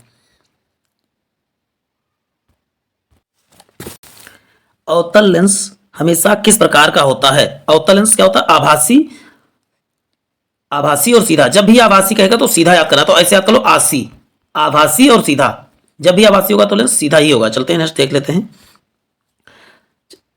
नेक्स्ट है कि साबुन के पतले झाग चमकदार रंगों को बना किस परिघटना के परिणाम के कारण? तो पूर्ण आंतरिक परावर्तन तथा व्यतिकरण के कारण। साबुन का झाग जो चमकदार किस लिए दिखाई देता है? व्यतिकरण के कारण दिखाई देता है, और पूर्ण आंतरिक परावर्तन भी होता है दोनों। कार के दृश्यावलोकन के लिए किस प्रकार के शीशे प्रयोग किए जाते हैं? तो उत्तल दर्पण के, यानी जो ड्राइवर के बगल में लगे होते हैं वो उत्तल दर्पण। जबकि हेडलाइट कहा जाए तो हेडलाइट में जो आगे लगा होता है जिससे रोड देखा जाता है वो कौन से? उत्तल दर्पण होते हैं। यदि किसी निकट दृष्टि दोष नेत्र सुदूर बिंदु से 200 सेंटीमीटर है तो लेंस की क्षमता कितनी होगी? लेंस की क्षमता 0.5 डायोप्टर होगी। ईएनटी डॉक्टर द्वारा प्रयोग में किया जाने वाला हेड मिरर का प्रयोग होता है अवतल दर्पण। जहां पर बड़ा देखने का कारण होगा काम होगा तो वहां दर्पण अवतल ही लगेगा। चलते हैं। नेत्रदान में दाता की आंख किस हिस्से में को दान किया जाता है? तो आप बताएंगे अवतल, सॉरी कार्निया को दान किया जाता है। लेकिन प्रतिबिंब कहां बनता है? तो प्रतिबिंब रेटिना पर बनता है। देखिए मनुष्य की आंख में प्रकाश की तरंगे किस स्थान पर स्नायु ऊर्ध्व को परिवर्तित करती है? प्रतिबिंब कहां बनता है? तो बताएंगे रेटिना पर ही। स्वस्थ नेत्र के लिए स्पष्ट न्यूनतम दूरी कितना है? तो 25 सेंटीमीटर हो जाएगा। यदि कोई व्यक्ति दूर की वस्तुओं को स्पष्ट नहीं देख सकता, उसकी दृष्टि में कौन सा दोष है? तो वो बताएं। दूर की वस्तु नहीं देख सकता तो उसमें निकट दृष्टि दोष है, उल्टा होता है संबंध। निकट दृष्टि दोष से पीड़ित व्यक्ति दूर की वस्तुओं को नहीं देख पाता है। चलते हैं। निकट दृष्टि दोष से पीड़ित व्यक्ति चश्मे में प्रयोग किया जाता है अवतल लेंस प्रयोग किया जाता है। निकट वाले में अवतल और दूर वाले में उत्तल प्रयोग होता है। दूर दृष्टि दोष से पीड़ित व्यक्ति निकट की वस्तुएं नहीं देख पाता है। वही क्वेश्चन रिपीट हो गया है। प्राथमिक रंग कौन से होते हैं? RGB, red green blue. वह रंग जो अन्य रंगों के मिश्रण से उत्पन्न नहीं किए जा सकते हैं वो क्या कहलाते हैं? आरजीबी, रेड ग्रीन ब्लू, यानी लाल, हरा और नीला। इन्हीं को प्राथमिक रंग या प्रारंभिक कलर भी कहा जाता है। यहाँ पर देखिए नेक्स्ट क्वेश्चन भी है आरजीबी का। पेट अथवा शरीर के आंतरिक अन्वेषण के लिए किस टेक्नोलॉजी का प्रयोग करते हैं? तो आप बताएंगे इंडोस्कोपी से बोलते हैं अल्ट्रासाउंड। पूर्ण आंतरिक परावर्तन का परिघटना पर आधारित है। पानी की टंकी को ऊपर से देखने पर कम गहरी दिखाई पड़ती है क्योंकि अपवर्तन के कारण से होती है। चलते हैं। चटका हुआ कांच चमकीला दिखाई पड़ता है पूर्ण आंतरिक परावर्तन के कारण। मरीचिका का बनना पूर्ण आंतरिक परावर्तन अपवर्तन दोनों है। प्रकाश का अपवर्तन और पूर्ण आंतरिक मुख्यतः पूर्ण आंतरिक परावर्तन। इंद्रधनुष में कितने? 7 कर्ण, बिब ग्योर। हीरा चमकदार होता है पूर्ण आंतरिक परावर्तन, सामूहिक आंतरिक परावर्तन कह सकते हैं। प्रकाश की किरण को पूर्ण आंतरिक परावर्तन के किसके अंतर से गुजरता है? तो कांच के तल से। वाय अंतरिक्ष में किसी अंतरिक्ष यात्री को आकाश नीला दिखाई देता है। देखो अंतरिक्ष से देखने पर कैसा दिखाई पड़ेगा पृथ्वी? तो बताएंगे काला। अबिंदुकता या एस्टिग्मेटिज्म दोष दूर करने के लिए सिलेंड्रिकल लेंस का प्रयोग करते हैं, या इसी बोलते हैं उभय बेलनाकार लेंस भी बोलते हैं सिलेंड्रिकल लेंस को। लैम्बर्ट का नियम किससे संबंधित, तो आप बताइए। लैम्बर्ट का नियम प्रदीप्ति से आवर्धक लेंस वास्तव में क्या होते हैं, तो उत्तल लेंस होते हैं। आवर्धक लेंस क्या होते हैं, तो उत्तल लेंस को याद करके रखना। आइंस्टीन का ई बराबर एमसी स्क्वायर, प्रकाश का वेग, सी किसका होता है, तो सी प्रकाश का वेग है। सोडियम लैंप ये सभी चमकदार रोशनी देते हैं, सोडियम लैंप। चलते हैं, प्रिज्म प्रकाश के विभिन्न रंगों का विभाजन कहलाता है प्रकाश का वर्ण विक्षेपण। वायुमंडल में प्रकाश के विसरण का कारण क्या है, धूलकण है। चंद्र सतह पर एक प्रेक्षक को दिन के समय आकाश नील दिखाई पड़ता है, काला। देखिए वही क्वेश्चन है। एक गोलाकार वायु की बुलबुला किसी कांच के टुकड़े एवं अन्य स्थापित उस बुलबुले से गुजरती हैं, उस प्रकाश की किरण को किस बुलबुला किस रूप तरह व्यवहार करता, तो अपसारी लेंस की बात करता है। अपसारी को ही बोलते हैं अवतल लेंस। खतरे के संकेतों के लिए लाल प्रकाश का प्रयोग क्यों किया जाता है, क्योंकि इसका प्रकीर्णन सबसे क्या होता है, कम होता है। समुद्र नीला प्रतीत होता है क्यों, आकाश के परावर्तन तथा जल कणों के द्वारा प्रकाश का प्रकीर्णन के कारण। सूर्य अस्त होते समय सूर्य का लाल दिखा देना या नीला दिखाई देना सब होगा प्रकीर्णन। लाल नीला कुछ भी कहे, प्रकीर्णन ही होगा। इंद्रधनुष के रंग का विक्षेपण अधिक होता है, सबसे अंग कौन सा रंग सबसे अधिक बिखर जाता है, तो बताएंगे बैगनी। बिखर बा से बैगनी याद कर सकते हैं। सबसे कम प्रकीर्णित कौन होता है, तो बताएंगे लाल होता है। प्रकीर्णन सबसे कम किसका होता है, तो बताएं लाल का। तारे का आकाश के वास्तव में जितनी ऊंचाई पर होते हैं उससे अधिक ऊंचाई पर प्रतीत होते हैं। इसकी व्याख्या है यह वायुमंडलीय अपवर्तन के कारण से होता है। किसी गाड़ी के अग्रदीप के प्रकाश के शक्तिशाली समांतर पुंज पाने के लिए क्या उपयोग किया जाता है, अवतल दर्पण को, या हेडलाइट कहा रहेगा। यहाँ हेडलाइट लिखना चाहिए, अंग्रेजी में अग्रदीप को हेडलाइट कहते हैं। देखिए कितना जबरदस्त हिंदी लिखा हुआ है। दाढ़ी बनाने वाले में कौन सा दर्पण लगाते हैं, तो यहाँ लेंस की जगह दर्पण होना चाहिए। अवतल दर्पण का प्रयोग किया जाता है दाढ़ी बनाने में, अवतल दर्पण का प्रयोग। दृष्टि दोष, दूर दृष्टि दोष किसके निवारण में, उत्तल लेंस प्रयोग किया जाता है। और निकट दृष्टि के लिए अवतल। देखिए कितनी बार रिपीट हो रहा है कि आपको याद हो जाएगा। कार चलाते समय पीछे की यातायात को देखने के लिए क्या किस दर्पण का प्रयोग, उत्तल दर्पण का प्रयोग। मानव आंख की रेटिना पे कौन सा प्रतिबिंब बनता है, वास्तविक तथा उल्टा। वास्तविक तथा उल्टा, उत्तल लेंस पे वास्तविक तथा उल्टा प्रतिबिंब, जबकि अवतल में आभासी तथा सीधा बनता है। किसी व्यक्ति का पूरा प्रतिबिंब देखने के लिए उसकी जो कांच उसकी शीशे की लंबाई कितनी होनी चाहिए, तो उसकी लंबाई के 5 फुट का, तो 2.5 फुट की जरूरत होगी। जब कोई वस्तु दो समांतर समतल दर्पणों के बीच रखी जाती तो बने हुए प्रतिबिंब की संख्या होगी अनंत। यदि किसी ऐनक के लेंस के पावर +2 डायोप्टर है तो उसकी फोकस दूरी क्या होगी, 50 सेंटीमीटर होगी। प्रकाश के 7 रंग होते हैं। रंगों को अलग करने की तरीका क्या है, फिल्टर से रंगों को अलग किया जा सकता है। लाल रंग को अधिक ताप पर गर्म करने पर क्या कैसा दिखाई पड़ेगा, तो हरा दिखाई पड़ता है। प्रकाश का रंग निश्चित किसके द्वारा करता है, तरंगदैर्घ्य, जबकि तारों का रंग ताप के कारण। सूर्य में कितने रंग होते हैं, बताएंगे 7 रंग। यदि वायुमंडल ना हो तो आकाश किस तरह दिखाई पड़ेगा, तो काला। फोटोग्राफी का मुख्य रंग कौन सा है, तो लाल हरा नीला, RGB। सबसे कम तरंगदैर्घ्य किसका होता है, तो बैगनी। सबसे अधिक किसका होता है, तो लाल का होता है। चलते हैं नेक्स्ट देखते हैं। जब प्रकाश के लाल हरा नीला को समान अनुपात में मिलाया जाए, RGB को समान अनुपात में मिलाया जाए तो क्या बनेगा, सफेद बनेगा। जबकि विबग्योर के रंग को यानी 7 रंग को भी समान अनुपात में मिलाया जाए तब भी सफेद ही बनेगा। फोटोग्राफी कैमरे में कौन आंख की रेटिना का किस तरह कार्य करता है, तो फिल्म की तरह कार्य करता है। कैमरे की किस प्रकार का लेंस प्रयोग होता है, तो कैमरे में उत्तल लेंस, आंख में भी उत्तल लेंस। मानव की आंख वस्तु का प्रतिबिंब कहां पर बनता है, प्रतिबिंब किस भाग पर बनता है, तो कार्निया नहीं, यहां पर रेटिना होना चाहिए, रेटिना। चलते हैं देख लेते हैं। आयरिस का क्या काम होता है, आंखों में जाने वाली प्रकाश की मात्रा को क्या करना, नियंत्रित करना। दृष्टिपटल पर बना प्रतिबिंब होता है वस्तु से छोटा लेकिन उल्टा, वस्तु से छोटा लेकिन उल्टा। तंतु प्रकाशी संचार में संकेत किस रूप में प्रवाहित होता है, बताएं, प्रकाश के तरंग के रूप में। देखिए तारे टिमटिमाते हैं किसके कारण से, तो अपवर्तन के कारण से। दूरबीन का आविष्कार किसने किया था, तो बताओगे गैलीलियो ने। अवतल लेंस प्रयुक्त होता है निकट दृष्टि दोष में। यदि एक व्यक्ति दो समतल दर्पण में 60 अंश का कोण बनता है तो खड़ा हो तो उसका प्रतिबिंब कितना होगा, तो एक फार्मूला इसका होता है, कैसे याद करेंगे देख लेते हैं। 360 अपान कितना 60 अंश है, तो काटिए कितना हो रहा है, कट गया 6 चौक 36, 6 गया। अब ये बताएं यदि सम संख्या आता है तो 1 घटा के, और विषम आता तो वैसे ही उसका उत्तर हो जाता है। तो इसका देखिए 60 से भाग दिया कितना आया 6, तो 6 क्या है सम संख्या, तो 1 घट जाएगा। विषम होता तो कुछ नहीं, डायरेक्ट वही आंसर हो जाता। तो इसका उत्तर क्या होगा, देखिए 1 घटा तो 5 हो गया। देखिए धूप के चश्मे की क्षमता कितनी, 0 डायोप्टर। जिस सिद्धांत पर ऑप्टिकल फाइबर काम करता है वह पूर्ण आंतरिक परावर्तन के सिद्धांत पर। क्षितिज के समीप सूर्य तथा चंद्रमा के दीर्घ वृत्ताकार दिखाई देने के कारण क्या होता है? अपवर्तन। श्वेत प्रकाश की नली में कैसे पैदा होती है? तो तंतु को गर्म करने से। प्रकाश में 7 रंग अलग करने की प्रक्रिया क्या होती है? एक प्रिज्म से गुजारा जाता है, तो कितने रंगों में होती है? 7 रंगों में। हमें वास्तविक सूर्योदय से कुछ मिनट पूर्व सूर्य दिखाई पड़ना क्या होता है? प्रकाश का अपवर्तन। ये भ्रम है और कुछ नहीं, सूर्य निकलता नहीं है। यदि साबुन के 2 भिन्न भिन्न व्यास वाले बुलबुलों को एक नली द्वारा एक दूसरे के संपर्क में लाया जाए तो क्या घटित होगा? छोटा बुलबुला और छोटा और बड़ा बुलबुला और बड़ा हो जाएगा। परावर्तित प्रकाश की ऊर्जा होती है आपतन कोण पर निर्भर करती है। चलते हैं। प्रकाश की गति किसके बीच से जाने पर न्यूनतम होती है? तो कांच में न्यूनतम होती है। जबकि सर्वाधिक कहां पर होती है? तो निर्वात में सर्वाधिक होती है। किस तारे के रंग से वैसे ठोस में प्रकाश का रंग क्या होता है? सबसे कम होता है। किसी अपारदर्शी वस्तु का रंग उस रंग के कारण होता है, परावर्तित करता है। क्या करता है? परावर्तित। पानी में लटकाकर बैठे हुए व्यक्ति को पैर मुड़ा हुआ छोटा दिखाई पड़ता है, प्रकाश के अपवर्तन के कारण। जब एक कॉम्पैक्ट यानी सीधी सूर्य के प्रकाश से देखी जाती तो इंद्रधनुष के समान दिखाई पड़ती। इसकी व्याख्या क्या है? अपवर्तन, विवर्तन तथा पारगमन की परिघटना के कारण ऐसा होता है। या इंद्रधनुष परिघटना के कारण बढ़ती तो अपवर्तन, विवर्तन और पूर्ण आंतरिक परिवर्तन की घटना कह सकते हो। चंद्र ग्रहण कब? चंद्रमा पूर्णिमा याद कर सकते हो, चंद्रमा पूर्णिमा। जबकि सूर्य ग्रहण प्रतिपदा या अमावस्या को कह सकते हो। एक याद कर लो, दूसरा याद करने की जरूरत नहीं है। उचित रीत से कटे हुए हीरे का असाधारण चमक का आधारभूत क्या है? तो उसकी अति अपवर्तन सूचकांक।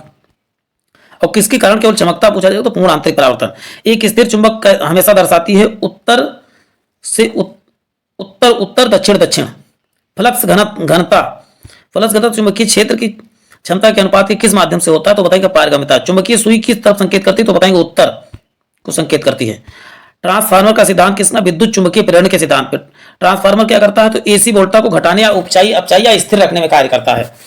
विद्युत धारा का चुंबकीय प्रभाव सर्वप्रथम कहां पर किसने अवलोकित किया? ओरेस्टर द्वारा किया गया था, विद्युत चुंबकीय प्रभाव का। देखो चुंबकीय, जबकि प्राकृतिक विद्युत की खोज किसने किया था? तो आप बताएंगे बेंजामिन फ्रैंकलिन ने किया था। ध्रुवों पर नमन कोण का मान कितना होता है? ध्रुवों पर कितना होता है? तो बताएंगे 90 अंश होता है। ध्रुवों पर नमन कोण का मान 90 अंश। मुक्त रूप से लटकी हुई चुंबकीय अक्ष भौगोलिक अक्ष के साथ कोण कितना होता है? तो 18। ये याद कर लेना। जो मुक्त रूप से लटकी हुई चुंबकीय सुई और भौगोलिक अक्ष के साथ कोण कितना है? तो 18 से इसको। लेकिन ध्रुवों पर कितना हो जाएगा नमन कोण का मान? तो आप बताएंगे नमन कोण का मान 90 होता है। मुक्त रूप से निलंबित चुंबकीय सुई उत्तर दक्षिण की दिशा ही आंसर हो जाएगा इसका। चुंबकीय कंपास की सुई किस ओर अंकित करती है? तो बताएंगे चुंबकीय उत्तर दक्षिणीय और चुंबकीय दक्षिण। चलते हैं। चुंबकीय पदार्थ जैसे लोहा, निकिल, कोबाल्ट आदि आकर्षित करते हैं और वह प्रतिकर्षित कर सकते हैं प्रतिचुंबकीय पदार्थों को क्या प्रतिकर्षित कर सकते हैं? तो आकर्षित किसे करते हैं? तो चुंबकीय पदार्थों को प्रतिकर्षित करते हैं प्रतिचुंबकीय पदार्थों को। विषुवत रेखा में नति कोण का मान कितना होता है? देखिए तो कितना होगा? 0 अंश। विषुवत रेखा पर नमन या नति कोण का मान 0, जबकि ध्रुवों पर कितना होता है? 90। और वैसे बताएं जी का मान कहीं पर भी विषुवत रेखा पर भी 0, तो ऐसे करके आप कोरिलेट करके याद कर सकते हैं। एक समान चुंबकीय क्षेत्र में बल रेखाएं होनी चाहिए एक दूसरे के समांतर। कौन सा विद्युत अनचुंबकीय है? तो तांबा, चांदी, ये सब क्या है? अनचुंबकीय है। चुंबकीय यामोत्तर और भौगोलिक यामोत्तर के बीच का कोण क्या कहलाता है? दिक्पात कोण कहलाता है। क्या कहलाता है? दिक्पात कोण। एक स्वतंत्र रूप से लटका हुआ चुंबक सदैव क्या है? उत्तर दक्षिण की दिशा में। डायनेमो किस सिद्धांत पे? तो विद्युत चुंबकीय सिद्धांत पे कार्य करता है। यदि किसी चुंबक का तीसरा ध्रुव हो तो तीसरा ध्रुव कहलाता है परिणामी ध्रुव। तीसरा ध्रुव हो तो उसका क्या कहलाता है? वैसे सामान्यतः 2 ही, लेकिन तीसरा हो तो क्या? परिणामी ध्रुव कहलाता है। पृथ्वी एक बहुत बड़ा चुंबक है, इसका चुंबकीय क्षेत्र किस दिशा में होगा? तो देखिए पृथ्वी का, देखो चुंबक का उत्तर दक्षिण, लेकिन पृथ्वी का दक्षिण से उत्तर होगा। इतना याद करके रखना, उल्टा याद करना है आपको। लोहा का क्यूरी ताप कितना होता है? 780 डिग्री सेल्सियस होता है। चुंबकीय क्षेत्र का मात्रा क्या होता है? गॉस होता है। जब एक चुंबक को 2 भागों में विभक्त किया जाता है तो दोनों भाग पृथक पृथक चुंबक क्या होते हैं? बन जाते हैं। किसी चुंबक की आकर्षण शक्ति सबसे अधिक कहां पर होती है? बताइए। दोनों किनारों पर। सबसे कम कहां पर होती है? भूमध्य रेखा पर। किसी चुंबक की आकर्षण शक्ति सबसे कम मध्य में या भूमध्य रेखा पर कह सकते हो। अस्थायी चुंबक किसके बनाए जाते हैं? इस्पात, जबकि अस्थायी चुंबक किसके? नर्म लोहे के बनाए जाते हैं। चलते हैं। तांबा मुख्य रूप से विद्युत चालन के लिए प्रयोग किया जाता है। इसकी विद्युत प्रतिरोधक क्षमता क्या होती है? बहुत निम्न होती है। शुष्क सेल क्या है? प्राथमिक सेल क्या है? शुष्क सेल है। लोहे के ऊपर जिंक की परत चढ़ाने की प्रक्रिया गैल्वेनाइजेशन, लेकिन सल्फर के साथ रबर को गर्म करने की प्रक्रिया कहलाती है वल्कनाइजेशन कहलाती है। विद्युत उपकरण के अर्थ का प्रयोग मतलब सुरक्षा के लिए किया जाता है। किसी तार का सुरक्षात्मक यंत्र किसे कहते हैं? तो बताएंगे अर्थ वायर को कहा जाता है। यदि किसी तार को त्रिज्या अधिक कर दिया जाए तो प्रतिरोध कितना हो जाएगा? उसका 16 गुना हो जाएगा। चलते हैं। एक समान शुष्क सेल में विद्युत अपघट्ट होता है, अमोनियम क्लोराइड का प्रयोग करते हैं। शुष्क सेल में विद्युत अपघट्ट के रूप में किसका प्रयोग करते हैं? अमोनियम क्लोराइड तथा जिंक क्लोराइड का प्रयोग करते हैं। किरचॉफ का नियम देखिए, ये बहुत इंपॉर्टेंट है। किरचॉफ का नियम किससे संबंधित है? ऊर्जा संरक्षण के नियम से। एक बोल्ट विभवांतर द्वारा त्वरित होने के लिए एक इलेक्ट्रॉन जितनी ऊर्जा प्राप्त करता है उसे क्या कहते हैं, एक इलेक्ट्रॉन वोल्ट कहा जाता है। जब साबुन का बुलबुला आवेशित होता है तो यह क्या होता है, फैलता है। डायनेमो एक मशीन है जिसका काम क्या है, उच्च वोल्टता को निम्न वोल्टता में क्या करना, परिवर्तित करना होता है। चलते हैं, स्थिर विद्युत अवक्षेपित का प्रयोग किसे नियंत्रित करने के लिए किया जाता है, तो वायु प्रदूषक को। ट्रांसफार्मर किससे कार्य करता है, तो केवल एसी या प्रत्यावर्ती धारा या अल्टरनेटिव करंट। 1 किलोवाट घंटा का मान कितना, 3.6 गुणे 10 की घात 8 जूल होता है। प्रत्यावर्ती धारा बदला जाता है दृष्ट धारा, की प्रत्यावर्ती धारा किसमें बदला जाता है, तो डीसी में, एसी को डीसी में। शुष्क सेल जो कि ऊर्जा संग्रहित करता है रासायनिक ऊर्जा को। सेल देखते हैं जो बैटरी वगैरह ला के लगाते हैं, वो सब क्या होते हैं, वो रासायनिक ऊर्जा उसके अंतर्गत होती है, किसमें, विद्युत ऊर्जा परिवर्तित करता है। यदि किसी प्रारूपी पदार्थ को वैद्युत प्रतिरोध गिरकर शून्य हो जाता है तो उस पदार्थ को क्या कहते हैं, अतिचालक कहा जाता है। यदि किसी प्रतिरोध तार को लंबा किया जाए तो उसका प्रतिरोध तार, लेकिन अर्धचालक का लंबा किया जाए तो जस्ट अपोजिट हो जाएगा, उसका घट जाता है लंबा, तो उसका प्रतिरोध घट जाता है। जबकि ये चालक तार का बढ़ाया जा रहा है तो उसका प्रतिरोध बढ़ता है। विद्युत मरकरी लैंप कम दाब पर पारा, बिजली की गति को, पंखे को जो कम करने प्रति साधन को क्या बोलते हैं, रेगुलेटर। विद्युत बल्ब के तंतु धारा प्रवाहित करने के चमकने लगता है, परंतु तंतु में धारा ले जाने पर तार नहीं चमकता है, क्योंकि तंतु का प्रतिरोध तारों की अपेक्षा अधिक होता है। प्रतिरोध का मात्रक ओम, ओम को कैसे लिखते हैं, ऐसे। प्रतिरोध का मात्रक ओम। घरों में किस क्रम में लगे होते हैं, पंखे, बिजली, सब कुछ घरों की बात होगी वहां समांतर, घर के बाहर श्रेणी क्रम। जैसे रोड लाइट किस क्रम में जुड़े होते हैं, बताएंगे श्रेणी क्रम। यदि कहा जाए जो मीटर, विद्युत मीटर लगे होते हैं घर के बाहर लगे होते हैं, वो भी किसके क्रम में, श्रेणी क्रम में। झालर घर के बाहर जो सजावट होती है वो भी श्रेणी क्रम में जुड़े होते हैं। वस्तुओं का आवेशन किसके हस्तांतरण के फलस्वरूप होता है, तो आप बताएंगे इलेक्ट्रॉन। आप कार में जा रहे हैं, यदि आसमान से बिजली गिरने वाली हो तो सुरक्षित रहने के लिए कार की खिड़कियां बंद कर लेंगे। क्या करेंगे, कार की खिड़कियां बंद। सामान्यतः प्रयोग में लाए जाने वाली प्रदीप्त ट्यूबलाइट क्या अंकित करता है, 6500 केल्विन। ताप कितनी होगी। मानव शरीर में विद्युत प्रतिरोध के परिणाम कितना होता है, 10 की घात 6 ओम होता है। जबरदस्त, देख लो, 10 की घात 6 ओम विद्युत परिवहन कर सकता है। विद्युत उत्पन्न करने के लिए कौन सी धातु का प्रयोग करते हैं, यूरेनियम का प्रयोग करते हैं। माइका उष्मा तथा विद्युत दोनों का कुचालक है। माइका क्या है, उष्मा तथा विद्युत दोनों का कुचालक है। जलते हुए विद्युत बल्ब में तंतु में तापमान सामान्यतः 3000 डिग्री सेल्सियस से 3500 डिग्री सेल्सियस। एम्पियर क्या मापने की इकाई है, तो एम्पियर विद्युत धारा मापने की एक इकाई है। एक कृत्रिम उपग्रह एक विद्युत ऊर्जा का स्रोत क्या है, सौर बैटरी। विद्युत ऊर्जा को यांत्रिक ऊर्जा में कौन बदलता है, तो विद्युत मोटर। रासायनिक ऊर्जा को विद्युत ऊर्जा में कौन परिवर्तित करता है, इलेक्ट्रोलिसिस द्वारा। एम्पियर क्या मापने की इकाई है, तो एम्पियर बता दो विद्युत धारा मापने की इकाई है। एक कृत्रिम उपग्रह विद्युत ऊर्जा का स्रोत क्या है, सौर बैटरी है। विद्युत ऊर्जा का यांत्रिक ऊर्जा में बदलने की युक्ति क्या है, तो आप बताएंगे विद्युत मोटर। प्रतिवर्ती धारा को दिष्ट धारा में परिवर्तित करने की वाली युक्ति को क्या कहा जाता है, तो आप बताएंगे रेक्टिफायर। ट्रांसफार्मर किसमें प्रयुक्त होता है, तो एसी वोल्टता को उपचयन या अपचयन करने में। चलते हैं, प्रदीप्ति नली में सर्वाधिक सामान्यतः प्रयोग किया जाने वाला पारावास तथा आर्गन। 3 पिन बिजली के प्लग में सबसे लंबी पिन को जोड़ना चाहिए, क्योंकि आधार सिरे से, कहां पर, आधार सिरे से 2 विद्युत आवेशों के बीच लगने वाला बल क्या कहलाता है, कूलाम का नियम कहलाता है। ट्यूबलाइट में व्यय ऊर्जा का लगभग कितना भाग प्रकाश में परिवर्तित होता है, मात्र 60 से 70% भाग। समान आवेश में होता है विकर्षण या प्रतिकर्षण, जबकि असमान आवेश के बीच होता है आकर्षण। जिसे देखते हो प्लस माइनस जोड़ते तभी बल्ब जलता है। तड़ित चालक का आविष्कार किसने किया था, तो आप बताएंगे बेंजामिन फ्रैंकलिन ने। और प्राकृतिक बिजली की खोज भी किसने किया था, तो बताएंगे बेंजामिन। तड़ित चालक का आविष्कार, तड़ित चालक का तार किसका बना होता है, यहाँ पर तार किसका बना होता है, तो लिखना चाहिए तांबे का बना होता है। चलते हैं, 100 वाट वाले बल्ब की लैंप एक दिन में 10 घंटे प्रयोग किया जाता है, तो एक दिन में कितने यूनिट बिजली का खपत होगा, तो आप बताएंगे 1 यूनिट, क्योंकि 1 यूनिट में कितना होता है, 1000 वाट होता है। 100 वाट का बल्ब 10 घंटे जलता है और 5 रुपए उसकी यूनिट, तो 1 यूनिट आएगा, तो 1 यूनिट आया तो 5 रुपए हो जाएंगे अठाक से। 1 किलोवाट घंटा किसकी इकाई, तो आप बताएंगे विभवांतर की है, किलोवाट घंटा। और विभवांतर का मात्रक वोल्ट भी है, एसआई मात्रक। बिजली की खपत को मापते हैं किसमें, तो किलोवाट, वाटेज में नहीं, किलोवाट घंटा में। बिजली की खपत किसमें मापते हैं, तो बताएं किलोवाट घंटा में। फैराडे का नियम संबंधी तो बताएं विद्युत अपघटन से। फ्यूज तार का उपयोग किसके लिए किया जाता, तो अत्यधिक विद्युत प्रवाह के समय विद्युत परपथ को तोड़ने के लिए। चलते हैं, नेक्स्ट लेते हैं। घरेलू विद्युत उपकरणों के प्रयुक्त सुरक्षा फ्यूज तार उस धातु की बनी होती है जिसका क्या होता है, गलनांक बहुत कम होता है। विद्युत फ्यूज में इस्तेमाल की जाने वाला पदार्थ टिन और सीसा मिश्र धातु है। उस धातु को उच्च विशिष्ट प्रतिरोध तथा निम्न गलनांक होना चाहिए। चलते हैं, बिजली सप्लाई में मेन और फ्यूज की एक सुरक्षा उपकरण के रूप में लगा होता है। जिस बिजली की फ्यूज का संबंध निम्नलिखित कथन सही है, इसका गलनांक क्या होता है, निम्न होता है। धातुएं विद्युत की सुचालक होती हैं क्योंकि उनमें क्या होता है, मुक्त, जिनमें भी मुक्त इलेक्ट्रॉन होंगे वो सुचालक होंगी होंगी। अचालक का लक्षण है उच्च पारगम्यता। इलेक्ट्रिक करंट का यूनिट क्या है, तो आप बताएंगे अर्ग है। आपस में जुड़ी दो आवेशित वस्तुओं के बीच विद्युत धारा नहीं बहती है यदि वह समान विभव पर हो।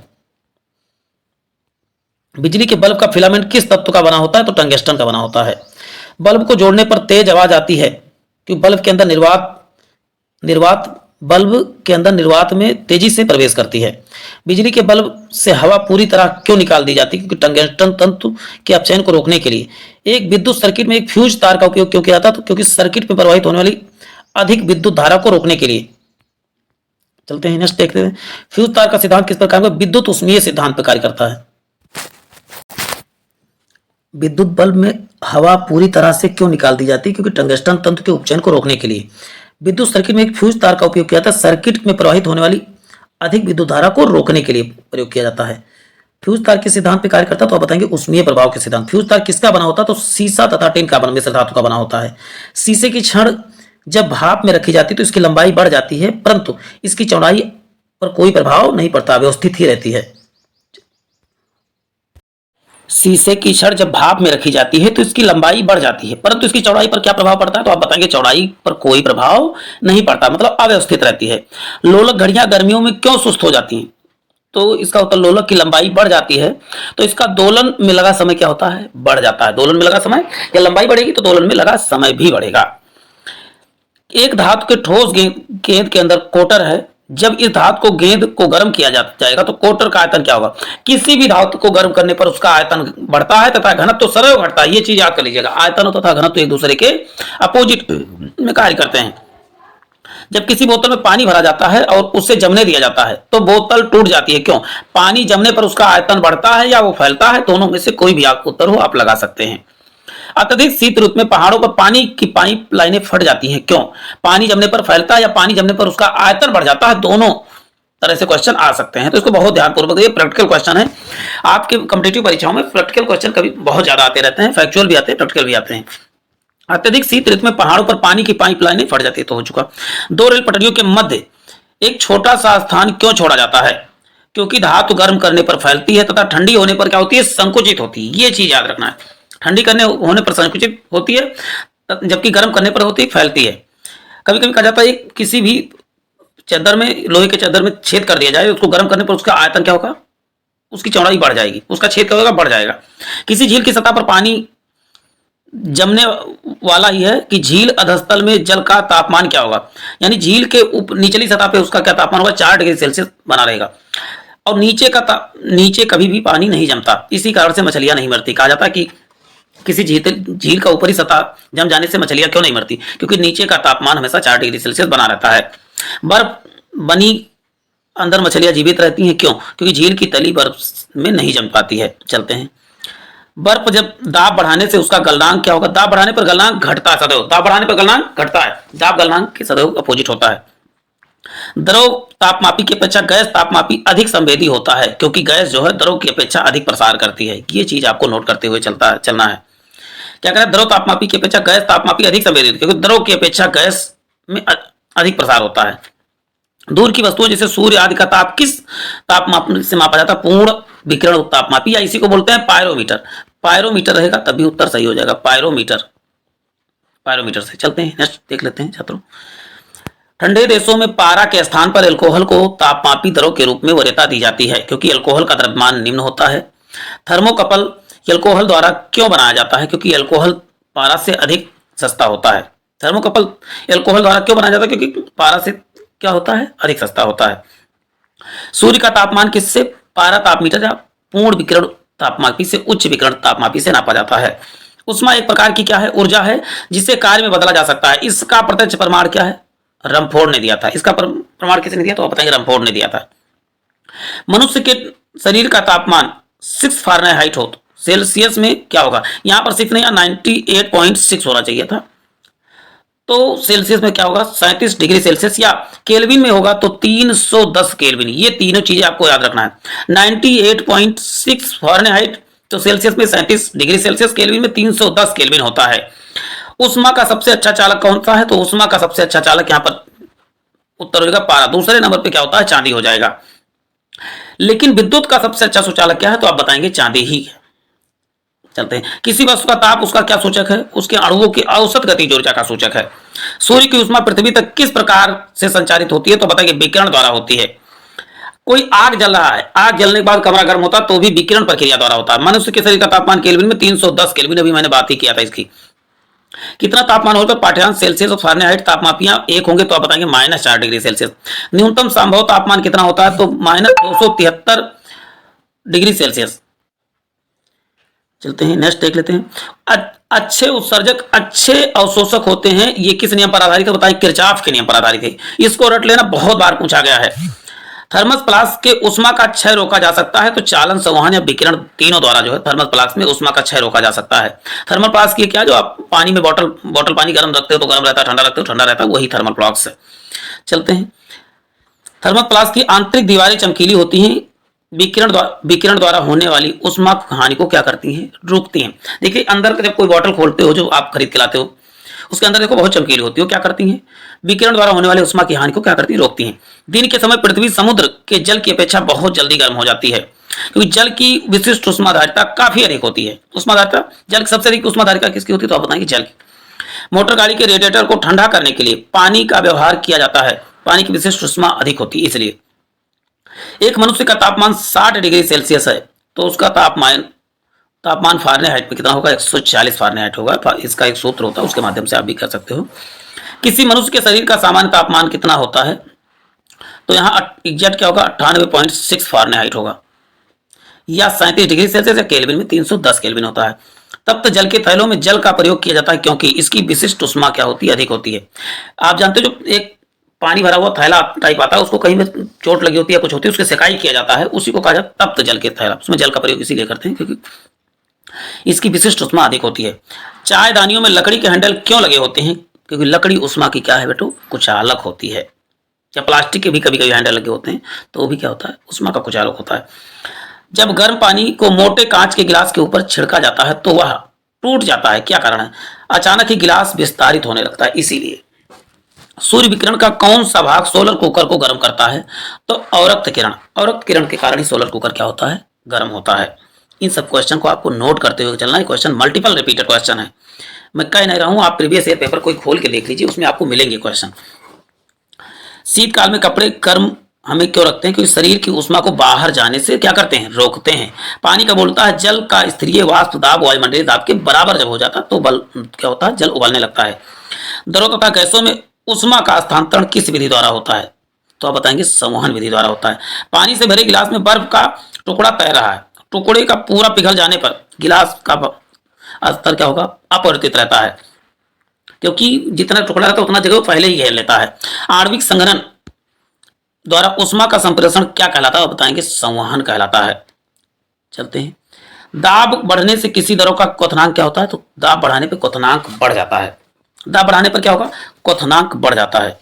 चलते हैं, जबकि यही कहा जाए दाब बढ़ाने पर द्रव्यमांक घट जाता है, यानी कि किसी बर्फ में दाब बढ़ाएंगे उसका द्रव्यमान क्या होता है, द्रव्यांक मतलब पानी बनने की क्रिया घट जाती है, उल्टा होता है। भाप से हाथ अधिक जलता है अपेक्षाकृत उबलने से, क्योंकि भाप में क्या होती है, गुप्त उष्मा होती है, भाप में गुप्त उष्मा होती है। बर्फ के दो टुकड़ों को आपस में दबाने पर टुकड़ों को आपस में चिपक जाते हैं, क्योंकि दाब बढ़ाने पर गलनांक क्या होता है, घट जाता है। अभी मैंने इसकी चर्चा भी की है। देखो दाब बढ़ाने पर उबलने की दर क्या हो जाती है, बढ़ जाती है, लेकिन दाब बढ़ाने पर बर्फ बनने की प्रक्रिया घट जाती है। काले वस्त्रों के बदले श्वेत वस्त्र शीतल क्यों लगते हैं, क्योंकि उनके पास जो भी प्रकाश पहुंचता है उसे वह परावर्तित कर देते हैं। क्या करते हैं बच्चों, परावर्तित कर देते हैं। ऊनी कपड़े सूती कपड़ों की अपेक्षा गर्म होते हैं, क्योंकि ताप के अच्छे रोधक होते हैं। बोलोमीटर एक यंत्र है जो क्या नापता है, उष्मीय विकिरण नापता है। बोलोमीटर क्या नापता है बच्चों, उष्मीय विकिरण। ठंड के दिनों में लोहे के गुटके और लकड़ी के गुटकों को प्रातः काल छुए तो लोहे का गुटका ज्यादा ठंडा क्यों लगता है, लकड़ी की तुलना में लोहा उष्मा का अच्छा चालक है। ये चीज याद रखना आपको। कड़े जाड़े में झील की सतह हिमशीतित हो जाती है, किंतु उसके तल में जल द्रव अवस्था में बना रहता है। यह कारण कि जल की सघनता 4 डिग्री सेल्सियस पर अधिक होती है, या घन तो 4 डिग्री सेल्सियस पर अधिक होती है। यदि इसी को केल्विन में कहा जाए तो 277 केल्विन रहेगा, तब भी उत्तर करेक्ट हो जाएगा। किस ताप पर कोई ठोस पदार्थ उष्मा पाकर द्रव में परिणत होता है, क्या कहलाता है, तो बताएंगे गलनांक कहलाता है। जिस ताप पर कोई द्रव उष्मा पाकर वाष्प में बदलता है वो क्या कहलाता है? तो बताएंगे क्वथनांक या बॉइलिंग पॉइंट कहलाता है। और इसे क्या बोलते हैं? गलना, मतलब बर्फ से जो गल के पानी बनता है उसी को बोलते हैं गलनांक बोलते हैं। चलते हैं नेक्स्ट क्वेश्चन देख लेते हैं। जब बर्फ में 0 डिग्री सेल्सियस 10 डिग्री सेल्सियस तक गर्म किया जाता है तो जल का आयतन क्या होता है? पहले कम होता है, उसके बाद क्या होता है? बढ़ता है। रेफ्रिजरेटर थर्मोस्टेट का क्या कार्य है? तो एक समान तापमान बनाए रखने के लिए ऊष्मागतिकी का प्रथम नियम किस अवधारणा को, ऊर्जा संरक्षण की अवधारणा को पुष्ट करता है? निम्न तापीय इंजनों यानी क्रायोजेनिक इंजनों का अनुप्रयोग कहां करते? तो रॉकेट प्रौद्योगिकी में क्रायोजेनिक इंजनों का प्रयोग किया जाता है। न्यून तापमानों का अनुप्रयोग होता है अंतरिक्ष यात्रा में, चुंबकीय प्रोत्थापन एवं दूरमिति में। प्रेशर कुकर में चावल जल्दी पक जाता है क्योंकि उच्च दाब जल के क्वथनांक को बढ़ा देता है। चलते हैं। मनुष्य आर्द्रता से परेशानी महसूस करता है, इसका कारण क्या है? तो पसीने के आर्द्रता के कारण वाष्पित नहीं होता है। चलते हैं। किसी तरह ये देखिए प्रैक्टिकल क्वेश्चन, मनुष्य की आर्द्रता से परेशानी महसूस हो क्योंकि इसका कारण है पसीने का आर्द्रता के कारण वाष्पित नहीं होता है। किसी द्रव का उसके क्वथनांक से पूर्व उसे वाष्प में बदलने की प्रक्रिया क्या कहलाती है? वाष्पीकरण क्या कहलाती है। वाष्पीकरण किसी भी डिग्री से किसी भी तापमान पर हो सकता है। पहाड़ों पर पानी किस तापमान पर उबलने लगता है? तो पहाड़ों पर तापमान किस डिग्री सेल्सियस पर उबलने लगता है? तो आप बता दें कि 100 डिग्री सेल्सियस से कम पर, क्योंकि दाब बढ़ाने पर क्या होता है? क्वथनांक की दर घट जाती है। चलते हैं नेक्स्ट देख लेते हैं। बढ़ जाती है। पहाड़ों पर पानी किस तापमान पर हो गया? सूर्य का सतह का तापमान कितना होता है? 6000 केल्विन होता है। पानी में नमक मिलाया जाए तो क्या क्वथनांक बढ़ता है तथा जमाव बिंदु घट जाता है, इसलिए नमक मिलाने पर बर्फ जल्दी जो है पिघलता नहीं है। जब पानी में नमक मिलाया जाता हो गया, इसको ये इंपॉर्टेंट कर लीजिए कि ये बहुत कंफ्यूजन करते हैं। जब पानी में नमक मिलाया जाता है क्वथनांक क्या होता है? बढ़ जाता है, जबकि जमाव बिंदु क्या होती है? घट जाती है। गर्म मौसम में पंखा चलाने पर आराम महसूस होता है क्योंकि हमारा पसीना तेजी से क्या होता है? वाष्पीकृत होता है। कमरे का ठंडा किया जाए तो संपीड़ित गैस को छोड़ने से कोई पिंड ऊष्मा का सबसे अधिक अवशोषण करता है। काला और खुरदरा जो होता है वो अधिक अवशोषण करता है। किसी बिंदु पर फ़ारेनहाइट और सेल्सियस तापमान क्या होता है? दोगुना होता है। तो 160 फ़ारेनहाइट पर क्या होता है? सेल्सियस और फ़ारेनहाइट का पैमाना दोगुना होता है। थर्मामीटर में आमतौर पर पारा का प्रयोग किया जाता है क्योंकि उच्च चालकता के कारण पारा ऊष्मा क्या है? उच्च चालक है। अशुद्धियों के कारण द्रव का क्वथनांक क्या होता है? बढ़ जाता है। अशुद्धि के कारण द्रव का क्वथनांक क्या होता है? बढ़ जाता है। एक स्वस्थ मनुष्य के शरीर का तापमान कितना? 37 डिग्री सेल्सियस 98.6 फ़ारेनहाइट होता है। प्रेशर कुकर में खाना जल्दी पक जाता है क्योंकि दाब बढ़ाने पर उबलने का पॉइंट बढ़ जाता है। गर्म करने पर विस्तारण पदार्थ का घनत्व घटा देता है, यानी फैलेगा तो घटेगा। जब आयतन बढ़ेगा तो घनत्व सदैव घटेगा। गर्मियों के सफेद कपड़े पहनना आरामदेह क्यों होता है?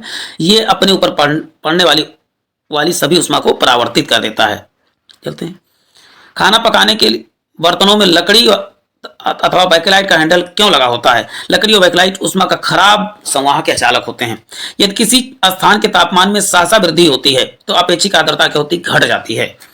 सेल्सियस माप का कौन सा तापक्रम 300 केल्विन के बराबर? तो बताएंगे 27 डिग्री सेल्सियस। जो 300 केल्विन, कमरे का तापमान कितना होता है? सामान्य तापमान 27 डिग्री सेल्सियस 80.6 फ़ारेनहाइट 300 केल्विन होता है कमरे का सामान्य तापमान। तो ये चीजें आपको नोट कर लेना है। थर्मोस्टेट वह यंत्र जो किसी निकाय का तापक्रम स्वनियंत्रित करता है। इसका प्रयोग किस में किया जाता है? तो आप जानते हैं कि एसी में किया जाए, फ्रिज में किया जाए। थर्मोस्टेट वह यंत्र है, ये हो चुका। ऊंची पहाड़ियों पर हिमपात क्यों होता है? कि ऊंचाई पहाड़ियों पर तापमान हिमांक से कम हो जाता है अतः जलवाष्प जमकर बर्फ बन जाते हैं। ये सब प्रैक्टिकल क्वेश्चन, इन सबको बहुत ध्यानपूर्वक आपको पढ़ना। वीडियो को 2 से 3 बार देखें, एक एक चीजें आपके दिमाग में घुस जाएंगी। पर्वतों पर आच्छादित हिम सूर्य की गर्मी द्वारा एक साथ न पिघलने का कारण क्या है? या सूर्य से प्राप्त अधिकांश ऊष्मा को परावर्तित कर देता है। ठीक है। पहाड़ की चोटियों पर आलूओं को पकाने में अधिक समय क्यों लगता है? क्योंकि वायुमंडलीय दाब कम होता है। तेज हवा वाली रात्रि में ओस नहीं बनता क्योंकि वाष्पीकरण की दर क्या होती है? तेज हो जाती है। ठोस कपूर से कपूर वाष्प बनने की प्रक्रिया क्या कहलाती है? तो बताऊंगा ऊर्ध्वपातन कहलाती है। 0 डिग्री सेल्सियस पर जल और बर्फ क्रिस्टलीय साम्यावस्था में होते हैं। इस प्रणाली पर दाब प्रयुक्त होता है। बर्फ का दाब अधिक भाग जल का बना होता है। मिट्टी के घड़े में किस क्रिया द्वारा जल ठंडा होता है? तो बताएंगे वाष्पीकरण क्रिया द्वारा जो है जल ठंडा होता है। 0 डिग्री सेल्सियस पर एक गिलास का पानी बर्फ में नहीं बदलता।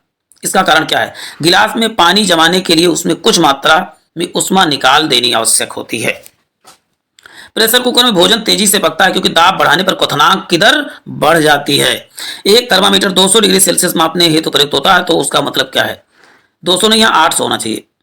800 डिग्री सेल्सियस से उपयुक्त होता है, इसका मतलब पूर्ण विकिरण तापमापी या पायरोमीटर है। 200 का 800 करेंगे तब करेक्ट होगा। जब सिले हुए बिस्कुट में थोड़ी देर के लिए फ्रिज के अंदर रखा जाता है, वह कुरकुरे हो जाते हैं क्योंकि फ्रिज के अंदर आर्द्रता कम होती है और इसलिए अतिरिक्त नमी अवशोषित हो जाती है। ये देखिए इंपॉर्टेंट है, क्यों जो है टाइट हो जाता है बिस्किट। चलते हैं नेक्स्ट देख लेते हैं। शीतकाल में एक मोटी कमीज की अपेक्षा दो पतली कमीजें अधिक गर्म क्यों रखती हैं? क्योंकि दो कमीजों के बीच वायु की उष्मारोधी परत के माध्यम से का कार्य करती है। वाष्पजन में उबलते हुए जल का तापमान किस कारण से उच्च हो सकता है? तो बॉयलर के अंदर उच्च दाब के कारण से होता है। चलते हैं नेक्स्ट क्वेश्चन है।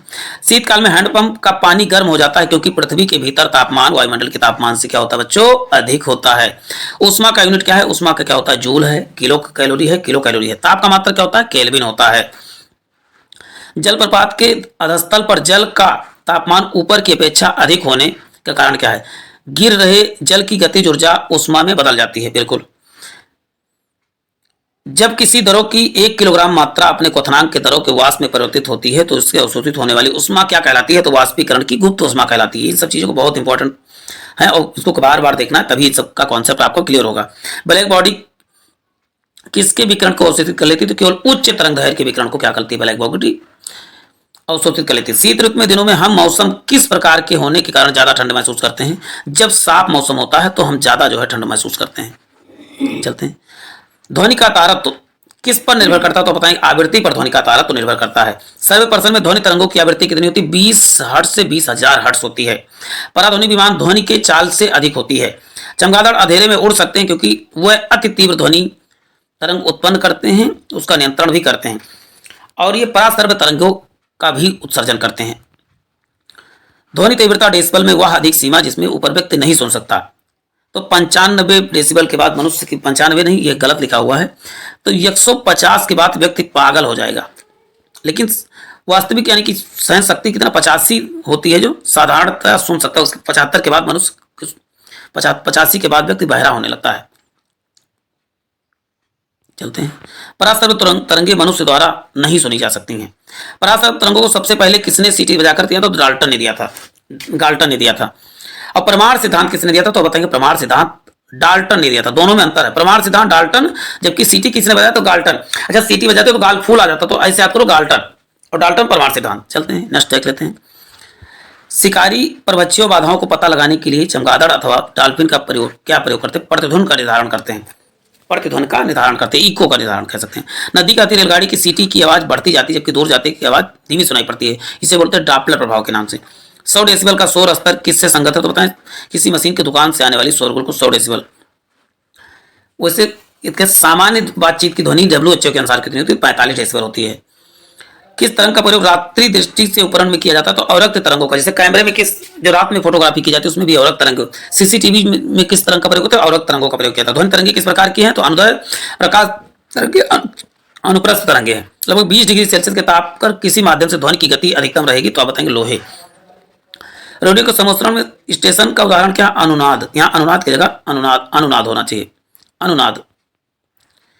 रेडियो से जो सुनते हैं, यहाँ पर मैं ये सब किसकी घटना के कारण से रेडियो सुनना संभव? तो अनुनाद की घटना के कारण से।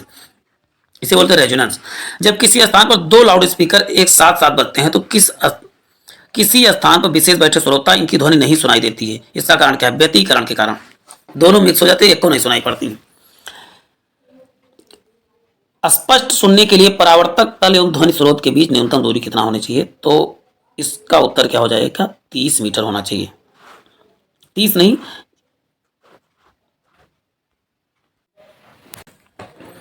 इसमें गलत लिखा हुआ 30 मीटर ना होगा, यहाँ पर क्या होगा? 17 मीटर होगा। इसको आप सब भी करेक्ट कर लीजिए। प्रतिध्वनि सुनने के लिए कितनी इको कितना मीटर होना चाहिए परावर्तक तथा स्रोत के भी? तो बताएंगे 17 मीटर होना चाहिए। जबकि पूछा जाए हमारे कानों में ध्वनि कितने समय तक रहती है? तो बताएं 1/10 सेकंड तक हमारे कानों में ध्वनि रहती है। 1/10 सेकंड तक। चलते हैं नेक्स्ट देख लेते हैं।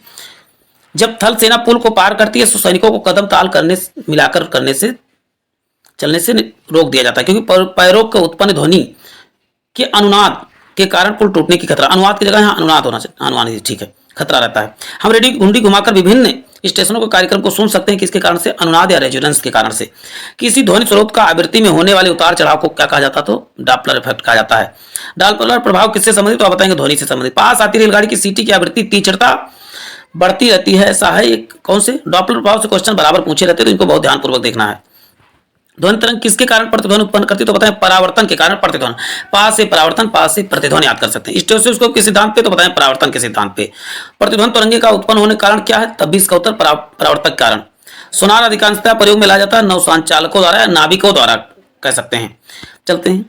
एक जेट विमान 2 मैक के वेग से हवा में उड़ रहा है, तो यदि ध्वनि की वेग कितना 332 मीटर पर सेकंड है, तो वायु की विमान की चाल 664 मीटर पर सेकंड हो जाएगी। 3 मैक कह रहे तो 3 का गुणा कर दीजिए, 4 मैक कह तो 4 का गुणा कर दीजिए। लगभग 20 डिग्री सेल्सियस के तापमान पर किसी माध्यम में ध्वनि की गति का लगभग कितना सर्वाधिक कहां होगा? तो आप बताएंगे लोहे में होगा। चलते हैं नेक्स्ट क्वेश्चन देख लेते हैं। एक जैव पद्धति जिसमें पराश्रव्य ध्वनि का उपयोग किया जाता है, क्या है? सोनोग्राफी। सोनोग्राफी मतलब अल्ट्रासाउंड में। कौन सी तरंगे शून्य में संचरण नहीं कर सकती? ध्वनि जो है निर्वात या शून्य में संचरण नहीं करती, क्योंकि प्रकाश की चाल सर्वाधिक कहां पर होती है? तो बताएंगे ध्वनि कहां पर होती है? तो आप बताएंगे किसमें होती है? तो आप बताएंगे निर्वात में ही होती है। यदि BA, VW तथा VS क्रमशः वायु, जल और इस्पात में ध्वनि का वेग होगा, तो आप बताऊं कि सबसे अधिक ध्वनि की चाल किसमें होती है? तो आप बताएं सबसे अधिक ध्वनि की चाल होती है ठोस में। तो ठोस यहां पर क्या दिख रहा है? इस्पात। और इस्पात के लिए क्या डिनोट किया गया है? तो इस्पात के लिए डिनोट किया गया है BS। तो सबसे अधिक के लास्ट में BS लिखा हुआ, सबसे कम किसका? BA। तो आप ऐसे करके डिनोट कर सकते हैं। चलते हैं नेक्स्ट देख लेते हैं। इन्हें कोड कर दिया है। ध्वनि तरंग किसमें गुजर सकती है? तो बताएंगे निर्वात में गुजर सकती है, नहीं चल सकती है। चंद्रमा पर क्या हम बात कर सकते हैं? चंद्रमा पर बात नहीं कर सकते, क्योंकि वहां पर क्या है? नहीं है, वहां वायु नहीं है, वहां निर्वात है। निर्वात में ध्वनि नहीं चल सकती है। वह उपकरण जो ध्वनि तरंगों की पहचान तथा रेडियोलेखन के लिए प्रयुक्त होता है, बताएंगे सोनार। पराध्वनिक विमान कौन सी प्रघाती तरंग उत्पन्न करता है? बताएं पराश्रव्य तरंगे। पास से प्रघाती, पास से पराश्रव्य तरंगे आप कह सकते हैं। इको साउंडिंग में प्रयोग करता है, समुद्र की गहराई मापने के लिए इको साउंडिंग का प्रयोग किया जाता है। चंद्रमा के धरातल पर 2 व्यक्ति एक दूसरे से बात नहीं सुन सकते, क्योंकि चंद्रमा पर क्या नहीं है? वायुमंडल नहीं है, इसका मतलब वहां निर्वात है। चिल्लाते समय व्यक्ति हमेशा हथेली को मुंह के पास समीप क्यों रखते हैं? कि उस समय ध्वनि की ऊर्जा सिर्फ एक ही दिशा में इंगित होती है। डेसिबल किसकी का है? ध्वनि की तीव्रता की। ध्वनि तीव्रता के प्रदूषण, ध्वनि या ध्वनि प्रदूषण किससे नापा जाता है? तो बताएं डेसिबल या डीबी कह सकते हो। वायु में ध्वनि की चाल 332 मीटर पर सेकंड है। यदि दाब बढ़ाने पर ध्वनि की चाल पर कोई प्रभाव नहीं पड़ता है, लेकिन ताप बढ़ाने पर ध्वनि की चाल बढ़ जाती है। आर्द्रता बढ़ने पर ध्वनि की चाल बढ़ जाती है। ध्वनि सबसे तेज यात्रा किसमें कर सकती होता है? स्टील में ध्वनि सबसे तेज चल सकती है। चलते हैं। बादलों की बिजली की चमक के काफी समय बाद बादलों की गर्जन सुनाई पड़ती है, क्योंकि प्रकाश की चाल ध्वनि की चाल से अधिक होती है। वायु में ध्वनि की चाल लगभग कितनी? 332 या 330 जो भी उपलब्ध हो मीटर पर सेकंड आप लगा सकते हो, करेक्ट है। ध्वनि का वेग मान सबसे कम किसमें है? तो गैस में सबसे कम होता है, ठोस में सबसे अधिक है, और उसके बाद आता है द्रव में, उसके बाद गैस में। गैस में सबसे कम ध्वनि की चाल होती है। चलते हैं। जिस तत्व के परमाणु में 2 प्रोटॉन, 2 न्यूट्रॉन और 2 इलेक्ट्रॉन होते हैं, उस द्रव्यमान संख्या कितनी होती है? जितना प्रोटॉन की संख्या उसका 2 गुना कर दीजिए, ये सब संख्या तो 4 हो जाएगी। नाभिक का आकार कितना होता है? 10⁻⁻15 मीटर या 1 फर्मी मीटर, या 1 फर्मी मीटर कह सकते हो, 1 फर्मी मीटर भी कहा जा सकता है। चलते हैं।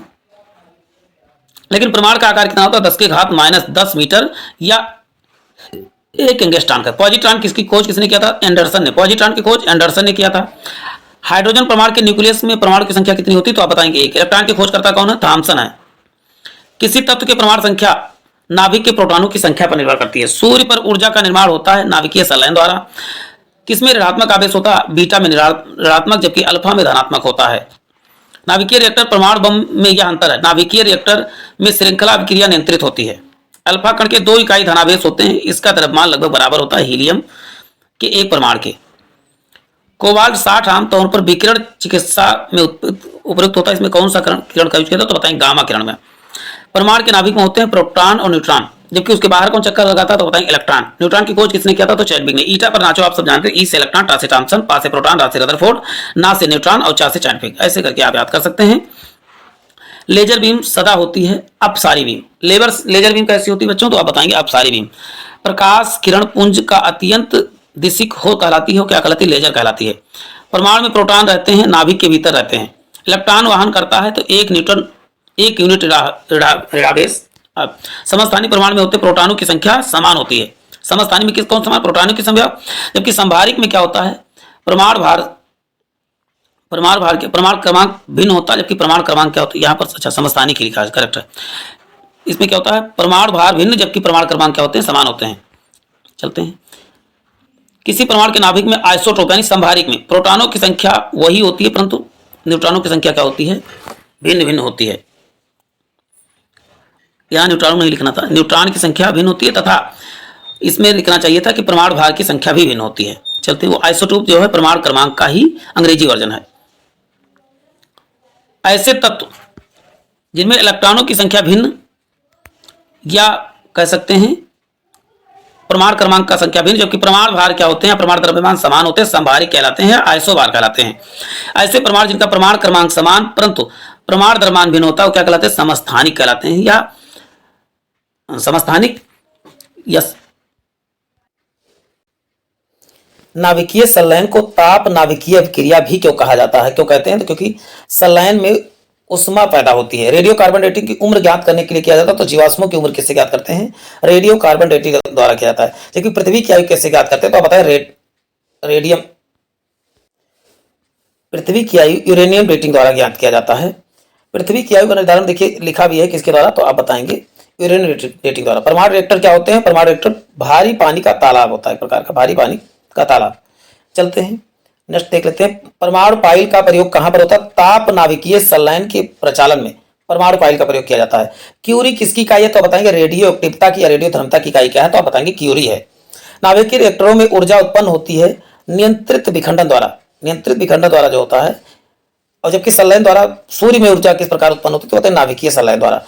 चलते हैं, डायोड वह युक्ति है जो धारा को एक दिशा में प्रवाहित होने देती है। डायोड एक दिशा में, डायोड दिशा याद कर लीजिए, एक दिशा में। डायोड में धारा कितनी दिशा में बहती है, तो आप बताएंगे एक दिशा। देखिए सिलिकॉन क्या है, एक प्रकार का सेमी कंडक्टर है या अर्धचालक है। ट्रांजिस्टर के संविचरण में किस वस्तु का प्रयोग किया जाता है, या ट्रांजिस्टर के चलाने में, तो आप बताएंगे सिलिकॉन धातु का प्रयोग किया जाता है, या जर्मेनियम, दोनों का भी प्रयोग किया जा सकता है। कंप्यूटर के चिप किसके बने होते हैं, तो आप बताएं सिलिकॉन अर्धधातु के बने होते हैं। एकीकृत परत में प्रयुक्त अर्धचालक चिप बनी होती है, देखिए बात आ ही गई सिलिकॉन की। ऑटो हान ने अणुबम की खोज का सिद्धांत किस पर आधारित होता है, यूरेनियम विखंडन पर आधारित है, ऑटो हान अणुबम। जबकि परमाणु बम की खोज किसने किया था, तो आप बताएंगे परमाणु बम की खोज किया था ओपेनहीमर ने किया था।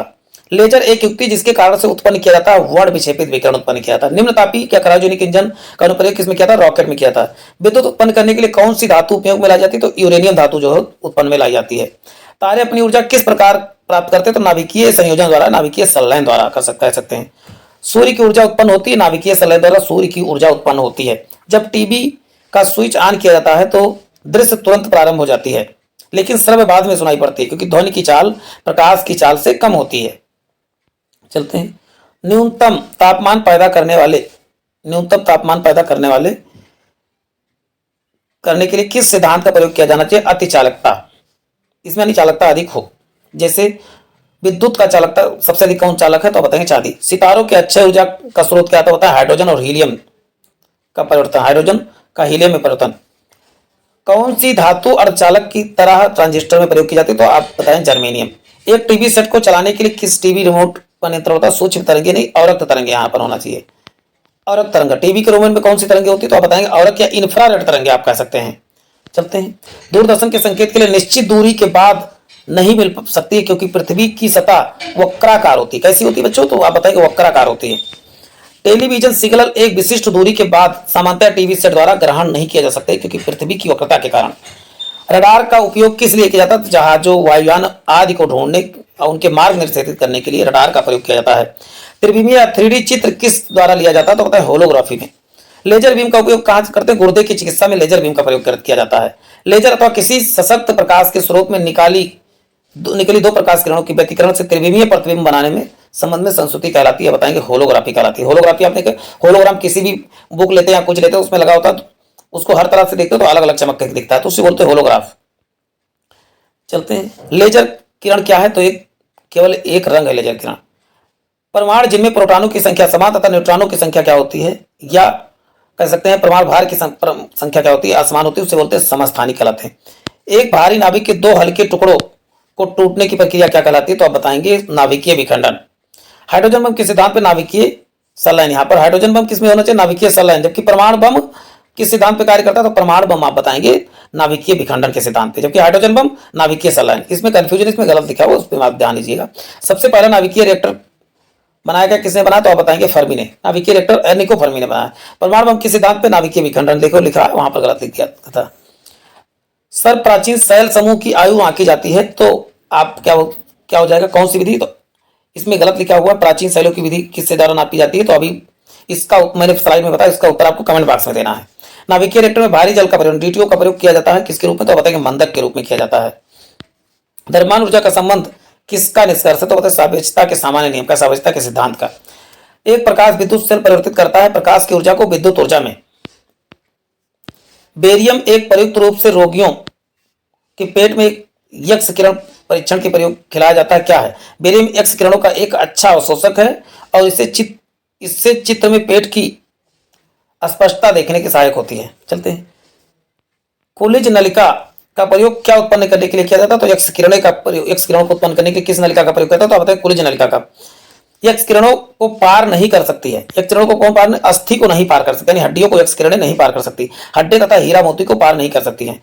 हीरा मोती की शुद्धता पता, स्क्रैच को पता करने के लिए किसका प्रयोग करते हैं? एक्स किरणों का, एक्सरे का प्रयोग करते हैं।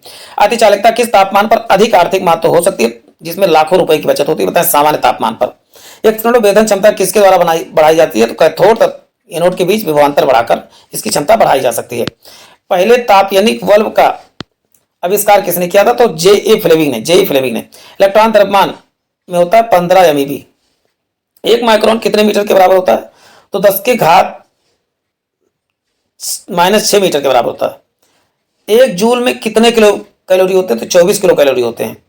1 माइक्रोमीटर किसके बराबर? 10 के घात -3 मीटर के बराबर होता है। डायनेमो ऊर्जा परिवर्तन होता है यांत्रिक ऊर्जा से विद्युत ऊर्जा में। रासायनिक ऊर्जा का विद्युत परिवर्तन किसमें होता है? तो बैटरी में। तेल एक बैरल में कितने होते हैं? 159 लीटर होते हैं। एक बैरल में 159 लीटर। कौन सा वैज्ञानिक अपने बेटों के साथ नोबेल पुरस्कार के साथ विजेता है? तो विलियम हेनरी ब्रेग है। 6 फुट लंबे व्यक्ति के लिए ऊंचाई पर नैनोमीटर कैसे व्यक्त किया जाएगा? तो लगभग 183.7 नैनोमीटर। नेक्स्ट है, एक प्रकाश वर्ष की दूरी कितनी होती है? 9 किलोमीटर में पूछा है, तो 46 × 10 की घात 12 किलोमीटर। 1 नैनोमीटर बराबर होता है 10 की घात 7 सेंटीमीटर, लेकिन किलोमीटर में कहेगा तो यदि मीटर में कहेगा 10 की घात 9 मीटर हो जाएगा। नैनोमीटर 9 मीटर, सेंटीमीटर में तो -7 सेंटीमीटर। 1 किलो कैलोरी 2 × 10 की घात -3 जूल होता है। 1 मेगावाट घंटा किसके बराबर होता है? 6 × 10 की घात -9 जूल।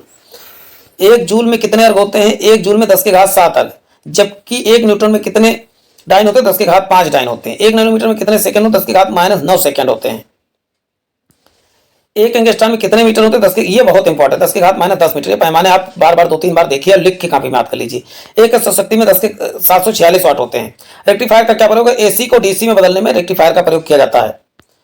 इलेक्ट्रॉनिक कंप्यूटर का आविष्कार किसने किया? तो आप बताएंगे इलेक्ट्रॉनिक कंप्यूटर का आविष्कार किया था एलन एम ट्यूरिंग ने। जबकि कंप्यूटर का सामान्य आविष्कार पूछा जाएगा तो चार्ल्स बेबेज ने। थर्मोस्टेट का प्रयोजन तापमान को स्थिर रखना। रिकॉर्ड करने के लिए रिकॉर्ड हुई डिटेंशन को पुनः रिप्रोड्यूसल करने के लिए उपकरण का प्रयोग करते हैं, तो डिक्टाफोन का प्रयोग करते हैं रिकॉर्डिंग के लिए। किसका प्रयोग? तो डिक्टाफोन। साइक्लोट्रॉन एक ऐसी युक्ति जो आवेशित कणों को ऊर्जा प्रदान करती है। क्या साइक्लोट्रॉन क्या है? आवेशित कणों को ऊर्जा कौन प्रदान करती है? तो बताइए साइक्लोट्रॉन। किस छेद या ब्लैक होल का सिद्धांत किसने दिया था? यश चंद्रशेखर ने दिया था। यश चंद्रशेखर ने। प्रकाश विद्युत सेल बदलता है प्रकाश ऊर्जा को विद्युत ऊर्जा में। एक खगोलीय इकाई औसतन किसके बराबर होता है? पृथ्वी और सूर्य की दूरी के। 1 माइक्रोन किसके बराबर होता है? 0.001 mm के बराबर होता है। 1 किलोग्राम की राशि कितनी होती है? 8 न्यूटन के बराबर होती है। एक प्रकाश वर्ष किसके 9.8 लिखना चाहिए था यहाँ पर, 9.8 किलोग्राम के बराबर होती है, यहाँ पर लिखना चाहिए था। निर्वात में प्रकाश की चाल 3 × 10 की घात 8 मीटर पर सेकंड होती है। प्लांक नियतांक का मान कितना होता है? 6.6 × 10 की घात 34 जूल सेकंड होता है। 1 माइक्रोन 1/1000 mm होता है, 1000 mm के बराबर होता है। चलते हैं। 1 पिकोग्राम बराबर होता है 10 की घात -12 ग्राम के। 1 किलोमीटर दूरी होता है 1000 मीटर के। 1 नॉटिकल मीन में कितना होता है? 1.852 एग्जैक्ट होता है। 1 पाइथन कितने बराबर? तो 1852 1.82 ऐसे याद कर सकते हैं, 1852 करके याद कर सकते हैं। चलते हैं। 1 मील किसके बराबर होता है? 1.6 1 किलोमीटर के बराबर होता है। एक बैरल में 159 लीटर, एक बार बराबर 10 की घात -5 पास्कल होता है। एक बार में कितने पास्कल होते हैं? 10 की घात 5 पास्कल। तारों की मध्य दूरी मापने की इकाई क्या है? प्रकाश वर्ष मापने की। टैक्यान से तात्पर्य है प्रकाश की गति के तीव्र गति वाले कण। भौतिक की चतुर्थ अवस्था आयाम परिचय किसने दिया? तो आइंस्टीन ने। सूर्य की किरणों की तीव्रता मापने वाले उपकरण को क्या कहते हैं? एक्टियोमीटर कहलाता है। उड़ते हुए चक्के के प्रति सेकंड घूर्णन किससे मापी जाती है? स्ट्रेबोमीटर से मापी जाती है। रडार का उपयोग किसमें? रेडियो तरंगों द्वारा वस्तुओं की स्थिति को ज्ञात करने के लिए।